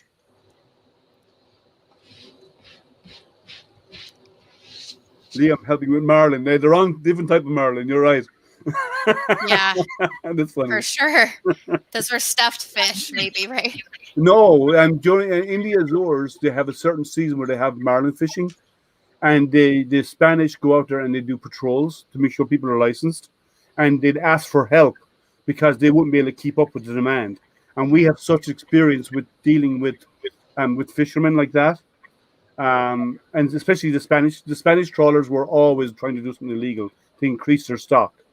So what they do is they come into Irish waters, they'd fish, they'd go back out to a factory boat, offload, come back in again. But they had caps on what they were allowed to fish, so we used to pack all of that and keep an eye on these guys because I knew they were up to no good. Well, yeah. They'd take every chance they got, you know. Yeah. Just like out here, like crab boats and stuff in Alaska and. Yeah. Yeah. So it's fun. It's a good career. It teaches you a lot. Mm-hmm. And then like computers have always been my thing, and being a maker. My dad was a carpenter, so being a maker is kind of second nature to me. Yeah. Working with my hands is second nature to me. Yeah. And then 3D printing came out of astronomy because I love science. And so 3D printing came out of astronomy because I wanted to make stuff for my telescopes, custom stuff. And then I started doing more, and then started doing more, and it started going beyond that. And then people started asking me to test machines for them, which I've done, and I still do, like beta machines to find flaws. And then I've started to do some reviews more recently, but mostly beta testing, which are never published. It's me telling the company, you need to fix these areas because these are where I find problems, right? Mm-hmm. And that kind of stuff. And then it just snowballs, you know. Yeah. It just. Yeah. So I'm a geek who knows how to use his hands. Yeah. It's definitely fun, like especially when you're like in technology and doing that kind of thing, to go actually make something. You know, and be able to make it work after you've taken things apart. My husband was that kid that always took things apart and got in trouble. And I was always the kid building things, but now I'm the one destroying things like in Minecraft and stuff. But now every time I go to build something, I destroy something. So I'm really good at breaking stuff. That's why I tell everybody. I always find that if you take something apart, like radios and so on, and you put them back together, they work better without the spare parts. Yeah. They do. There's always extras, right? And where you're building like IKEA furniture or something, there's always extra parts. I don't know why. Someone told me something interesting I didn't realize till recently, and I never knew it was actually there. Someone told me that IKEA furniture comes with instructions. I didn't know that. No, that's the first thing you throw away, right? It's just paperwork that gets in the way. I didn't know they actually had step-by-step instructions. Yeah, So that no, was a I new thing don't. for me to find out. That came from like years and years of playing with Lego, right? Or like I'm the just same with 3D printers. If 3D printer comes in, I kind of go, I pick up the manual, say, yes, it has a manual. Okay, let's build this. yeah, It's a printer. Like the mechanics yeah, is the mechanics. It can't be that hard, right? yeah, for If sure. you've ever built one, you built 50, right? It's the same thing in most cases. And you're gonna get a better quality out of whatever you're gonna do to it to modify it anyway. It's gonna work better for you. Yeah. Yeah. Yeah, See, and I'm a lot older than you guys. So back when I was a kid, we had erector sets. Yeah. Like And we Tinker had Toys and stuff. we had Heath kits. Yeah. You know, so I had 5 uncles that were all engineers, and one of them worked for Collins Radio that is now Rockwell. They're based out of Cedar Rapids. Now they're based out of Houston, but they were based half hour from me. Yeah. And my uncle used to bring me Heath kits. And I used to build, back when I was 8. Now I'm 63 now. So back when I was 10, used to build Heath kits all day, used to do erector sets. And then my dad was in medicine, but he was also a programmer because he was in the labs. He was a head of clinical pathology. So they were moving everything. They were one of the first portions of the hospital to move toward technology because of all the testing. And so I got to work with computers. My mom was a data entry person, and my dad, had mainframes in his lab. So, yeah, my first computer, I love it. 9 years old. Wow. We had, I told you, we had a computer course my junior and senior year in high school, and we had a timeshare with local university, and we ran paper tape basic. I wrote basic programs, and this was 1973. Yep. Yeah. So the first PC came out in 82 Yeah. with the PS1. So, I wish I would have stayed that direction. Yeah. It's that funny would've that been you like say that. Yeah. Yeah. For me, I it was remember when different. Bill Gates was doing all this stuff and thinking, I should do that, but I got a couple of kids, so I got to keep working. Yep. I always wanted to be a carpenter. And the reason why I didn't get into it is my father talked me out of it. He says, don't get into construction game. Because it wasn't great. Construction wasn't really great at the time. He said, don't get into it. He said, get into something different. And I always had a liking for computers and stuff, so I went down that route. But other than that, I would be a chippy right now. A chippy is what we call carpenters in Ireland. Wood so we call them chippies. And as an electrician, we call it sparks. Sparky. Spark or Sparky, yeah. So, but that's what I grew up with. And the only reason why I didn't go there is my father taught me out of it. He said, don't ever get into it. He said, his very words were, don't do it. He said, it's a fool's game. Now, you can make big money in construction, but it's very seasonal, right? Yeah. And especially here in Michigan, because there's nothing gets done in winter because you can't build when it's negative 36. But other than that, though, I wanted to be a chippy because I wanted to do what my father was doing. I was always out working with him. I spent all my summer vacation, I was out on construction sites with my dad working. And my weekends were there as well. Same thing. My dad, I was probably 4 or 5, and he would sit me on the edge of the El Camino or the Buick or whatever, and I would gap spark plugs and do all that kind of stuff. So I'm when I took the ASFAB for the, just to see what I would do, it was like, you could be a secretary or you could be we dropped you. We could be a secretary or you could be a mechanic. And I'm like, I don't want to be either one of those things. I want to be a scientist. Yeah. That's what I wanted to do. And then when I got to college, they decided. You see my girls aren't 4-post scientists. So you see my 4-post lift here? Yep. That's a hydraulic lift for lifting. I restore old cars. Yeah, that's what my dad used to do. Oh my God, I love it. Yeah. Yeah, he had actually built a like he rebuilt You're the getting inside. feedback, Amanda. Yeah, I'm getting a feedback. I think it's coming from you. I think it's From coming me? from it's either you or from Dave. One of you are creating it. I've got my headphones, so I should be okay. So then it was Dave's mic getting close to the. Oh. It's okay. It's fine now. It's fine now. But yeah, my dad built oh my gosh, I can't even think of the car now. The American Graffiti car. Ford something. He built that car like from scratch. 34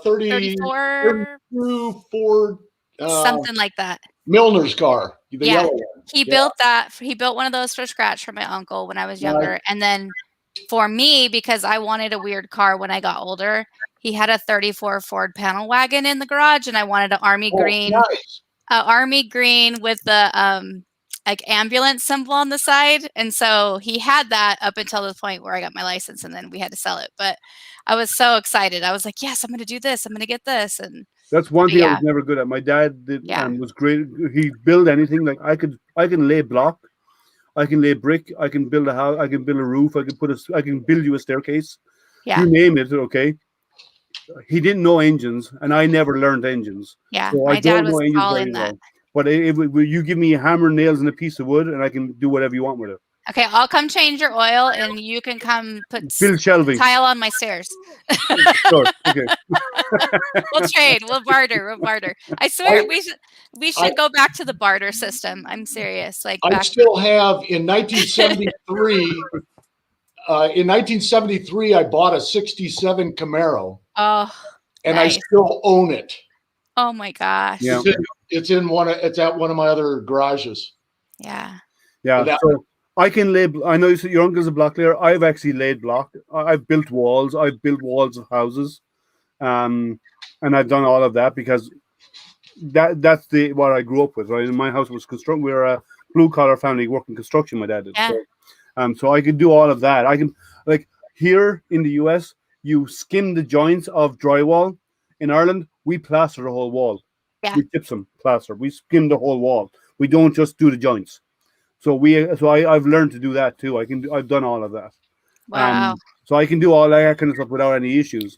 But I learned from like this old house. Like I think I can do it. I can change the engine. I can change the oil in the car, and I actually was so proud of myself. I've done two things in the car that I never knew before. I learned to change an alternator, which I've never done before. Mm-hmm. I've changed an alternator, and which I didn't know because I don't know engines. And one of my daughters, an old car my daughter bought, the windows weren't working, the electric windows, and my family went away on vacation. I was working, and on the weekend I opened the door panels. I figured out how it worked. I bought the parts and I repaired her electric windows. I was nice. So I can do anything if I put my mind to it. Mm-hmm. It's just like if you put an engine block in front of me, I know it's an engine block. I know some of the parts to it. But if you want me to strip it down and rebuild it, I'll say, sorry, you got the wrong guy. Go find somebody else. Yeah. No, it was bad because when I was in high school, they were like, yeah, let's take, body shop, whatever, like auto body, whatever. And I'm like, okay, cool. I'm going to go to Carl's Jr. What do you guys want? They don't teach that. Because I already knew all of it. Anymore here. They don't. Yeah, we don't have that here. That's what I was saying earlier on. People need to learn how to use a saw. They need to learn skills like how to use a hammer, a screwdriver, how to build something. And like I remember in middle school, I built a coffee table. Mm-hmm. out of oak in school, and I carried it home in my hand. I carried it; it was heavy. It's because I had a tile surface. It was really heavy, and I carried it home. And to this day, it's in my brother's house now because when my parents passed, we sold our house, and that coffee table is still being used to this very day in my brother's home. Since I was in middle school, it's still there. Like you don't buy stuff that will last that long anymore. No, that's why I like making it myself. Yeah, like if you've seen, anyone seen my unboxing videos? Yes. The table I use there, I made that. Yeah. Right, because I wanted a table that was high. Right. So I to hell with buying something for a couple of $100. I go buy some lumber and I'll make it myself. Right. Mm-hmm. So I like doing that kind of stuff because that's what I grew up with. Yeah, my husband, I told him I needed like a fence for my my garden area because I'm going to restart the garden for this summer, and he built it so that it has like things that swing out. I mean, I just had like chicken wire up just to keep the dogs and the animals out, but like it's just like this beautiful slanted wood whatever thing, and I'm like I wouldn't be able to do all the miter cuts on it, but I Oh yeah, can swing a hammer pretty well. that's second nature to me. And I'm like, we had a full workshop in our garden, Yeah, in our backyard.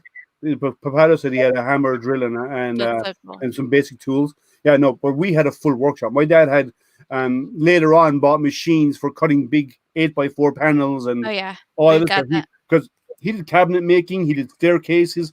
Like he was gifted. My dad was doing work once on an old nunnery that was sold and it was being turned into a hotel. Oh At the wow. end of the stairs, because there's big winding oak stairs. At the end of the stairs, there was these lion heads at the end of the staircase on the flutes at the end of the staircase, Oh and they were damaged. And the owner, the guy who was building the place, said, "Look, just take them off, cut them off, and put in new roses at the end." no. So my dad cut them off and brought it home. Oh 4 weeks later, he brought them back. He recarved them yeah. and mounted. He made them. He carved them himself by hand Oh my out of a gosh. block of oak and remounted them. And it With made the staircase. like hand chisels and Hand stuff. carved it out. He recarved it. Oh So wow. he was gifted like that. I don't have that I gift. can't do that. Yeah, I'm Yeah, not. I'm but like put it in a machine and let it do it for no, but me. he actually could hand carve. So he hand carved those. He Wow. copied them. Yeah. And they really set off the staircase. So he had real skill. I mean, fantastic skill. But I can carve pretty much anything out of a block of foam. Like there's a big, huge tiki outside my house that talks. You can actually get inside of it and like use a microphone and it will talk. But it's because we did it for the haunt one year for the convention, and I just was like, I can't let this go to anybody. I have to take it home. So now yeah, I have like a tiki hut with a tiki god in the backyard. Like those are the kind of things we make. But yeah, I mean, I'm sure we could build something like permanent, but it just takes time. yeah. I I like to keep do telling my homework. husband, start digging the pool in the backyard. Teach the dogs how to dig. We'll Yeah, just and that's the Encino key. man it. Working on stuff like that is unwinding time for me. Yeah. Yeah, exactly. Yeah. I like doing that. Like I spend my like when the weather is nice. Like I spend right now my days are spent clearing snow, right? But when I'm not doing that, when the weather gets nice, I'm in the garden. I'm building stuff. I'm always doing stuff because otherwise I'm bored. Yeah. I have a CNC. If you want to start with CNC, old curmudgeon, get a desktop 3018. They're going to cost you about $300, and they're well worth it. And you could start off there, like get an Artur or a Stain Smart or someone like that, and then later on, some of them come with diode lasers if you want to get into CO2 burning. Or if the laser burning, but CO2 is a bit more an investment. You can get a CO2 laser for about $500. You can buy them on eBay. You get them out of some Chinese companies. They're called K40 lasers. They're 40-watt CO2 lasers, and they're not really expensive. But yeah, they're good to get into. I have a CO2. I have a K40, and I have a CNC. I have a 3018, and I like them. But I don't do much. What is it there? Anything you say? Can you teach us how to build a computer out of foam? No. Snap. No, I can carve pretty much. I mean, I can carve a computer out of foam, but it's not going to work. I'm not artistic. I'm not. I am. I'm very. But it's mostly the paint. Like when I get down to the painting part of it, I can paint anything. I know I can't. I can paint the wall. That's where I stop. No, I can blend colors. I can dry brush it is what's called. I can do all that stuff. Well, I learned that from friends in the haunt industry. Yeah, you can build, Marcus. You can build vacuum chambers, or you can buy them cheap enough online. Out of China, you can get them cheap enough to degas resin before you pour it.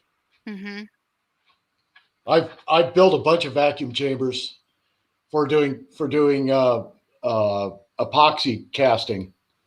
Yeah, I've built a vacuum, not a chamber, but I built a vacuum tube because for one of my science experiments, of course, Of course. because I wanted to show that as a demonstration, when a tube has air in it, if you have a feather and a pebble in there, they fall at different speeds.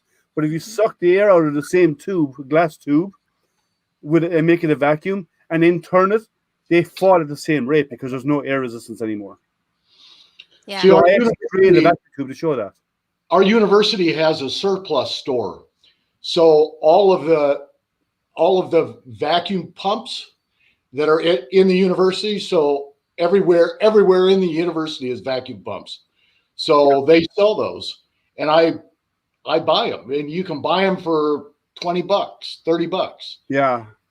They're like 3 horsepower vacuum pumps for everything. And oh my God, it's just crazy. You could build some great chambers. Yeah. What I use it for science experiments, sciencey stuff. It's fun. Sciencey stuff. Every time you say sciencey stuff. Oh, you're getting echoed. It probably did. It's okay. Go ahead. Every time you say sciencey stuff, I think about the paint can when you put stuff in it and you start shaking it really hard and then it explodes. That's the experiment that all the kids really loved. Or elephant's toothpaste is really good for young kids. That too, yeah. But that's love that fun. one. Or use a vinegar rocket. You ever try that? A CO2 rocket? They're fun for young kids. Yeah. I've done a lot of those. You just get a 2-liter bottle of water of soda, and then you mix up the vinegar and baking soda, and you seal it. Just Mentos. And then you hit a release, and then bang, off it goes. They love the Mentos and Coke. I don't know. Mentos and Coke works, but the CO2 actually gets high. You get higher because you can build up more pressure. Yeah. So that's my fun stuff. Most people in the 3D community only know me from the Pets Fang, but I went to school. I went to an art school. Oh. That's I got a scholarship and went to a real good art school in Indianapolis, Heron School of Art. And so when I got into 3D printing, because I designed. Are you guys familiar with Happy Meals? Yeah. Mm-hmm. So Oral-B Laboratory that has toothbrushes. Okay, they came to me and wanted me to design a toothbrush that went into Happy Meals across the world. Now this is back in the middle 90s, and I had to do it. I had to carve it in 3D. I had to design it first, and it ended up. It was called the Rise and Shine. It went into Happy Meals across the world, and I carved it. I first designed it in CAD drawing, not computer aided, but just drafting it. And then I actually carved a 500% version of it, and then did all the overlays on it. And then it went into Happy Meals across the planet. So that's how I got into 3D. Wow. That's how I got into 3D. So I was doing a lot of 3D modeling, and I had to figure out how I can do vacuum forming with fiberglass. So I did a lot of fiberglass. I did a lot of vacuum forming, in the 3D. And then when 3D printers came out, that was just like prototyping. And then it was just like, oh, this is actually. I wish I was younger because they just didn't have them. Did you have to sculpt it out of clay?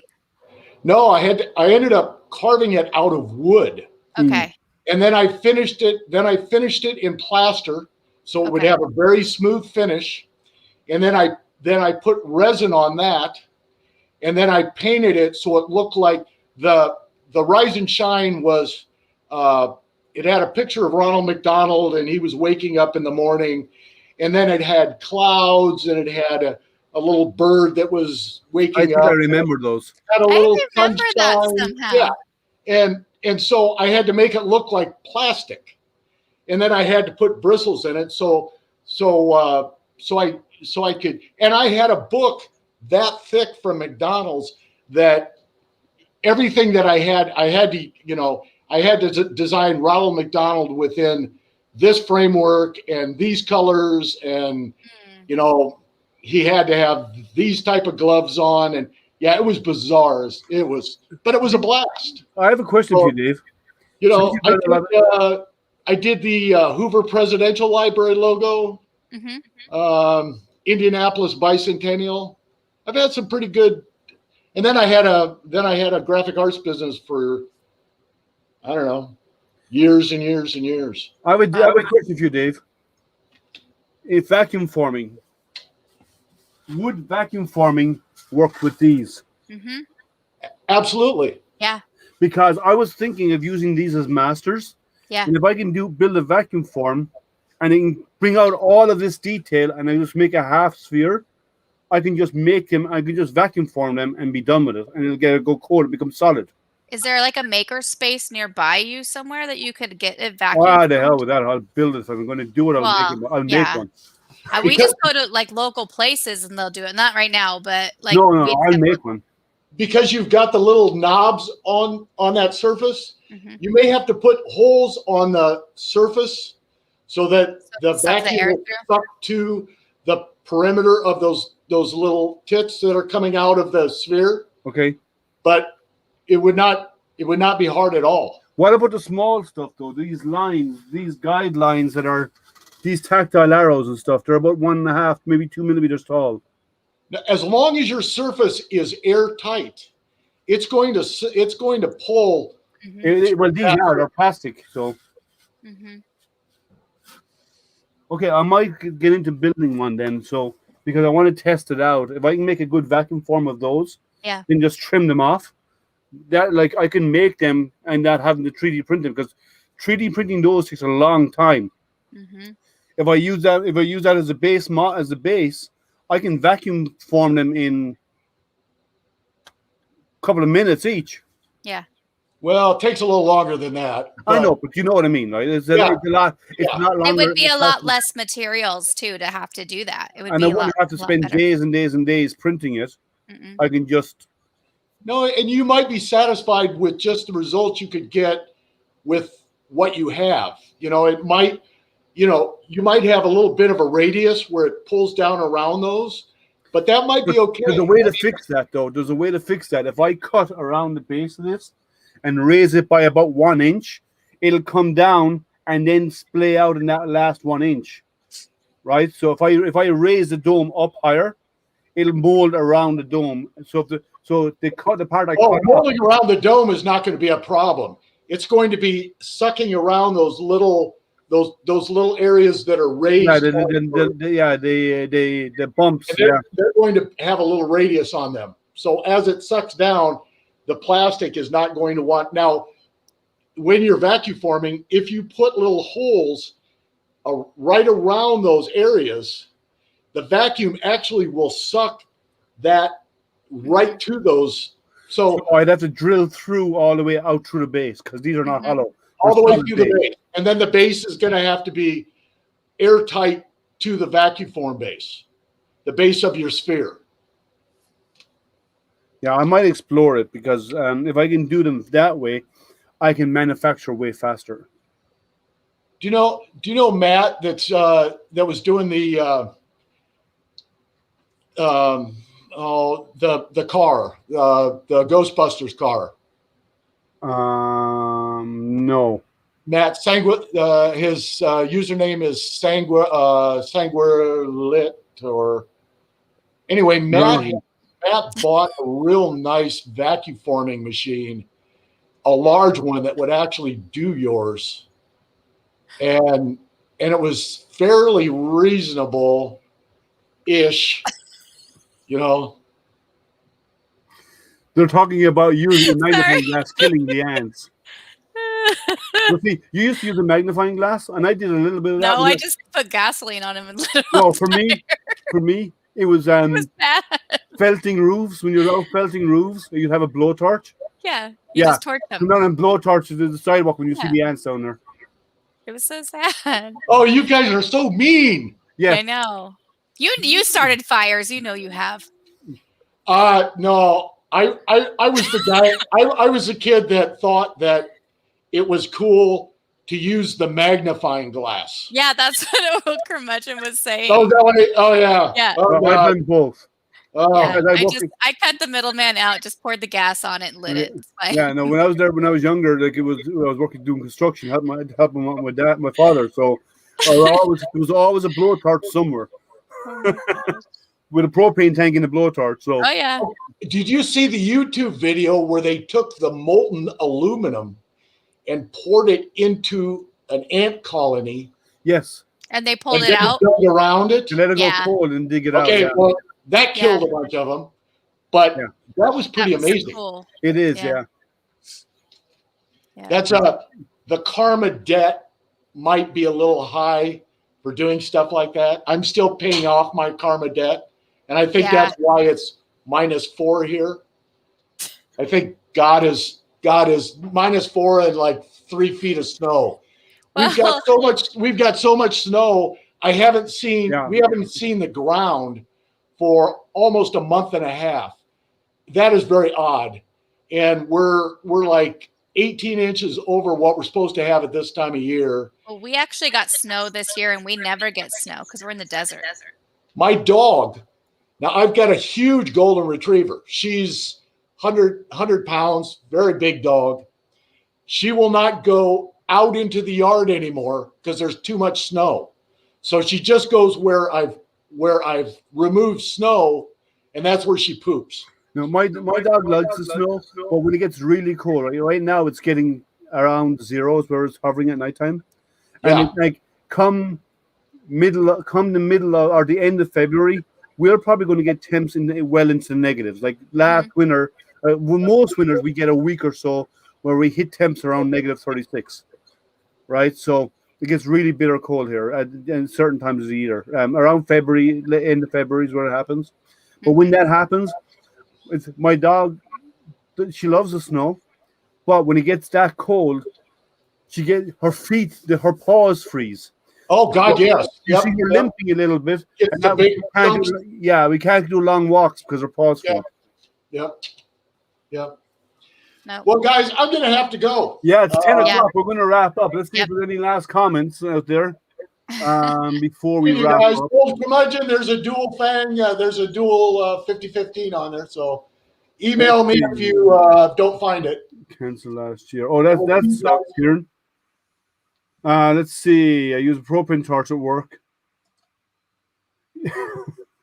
Light with cigarettes. Well, yeah, we don't want to go there. And clear off a spot for the baby. All right. Thank you for hanging out with us, Amanda. It's been fun. And everybody Thanks else for letting me hang out. And for everybody else who came, and it was good. It's fun, as always, to hang out with you and chat about whatever. So I'm not going to be doing a Thursday stream this week because my son is swimming tomorrow night, and I'm going to be at his swim meet instead. And all the Chinese companies are closed, so getting someone to interview right now is impossible. So remember, next once they get back, I'll start setting up more Thursday interviews. I do have some unboxings coming up as well in the coming weeks. Whenever China gets out of holiday and stuff actually gets on a boat and or on a plane and makes its way across to me. So I will have some of those coming up as well on weekends. But thanks for hanging out, guys. Remember, like, subscribe, ding that bell, and stay safe, stay healthy, and guys, stay printing. Have a good one. Good night. Take care. Good night.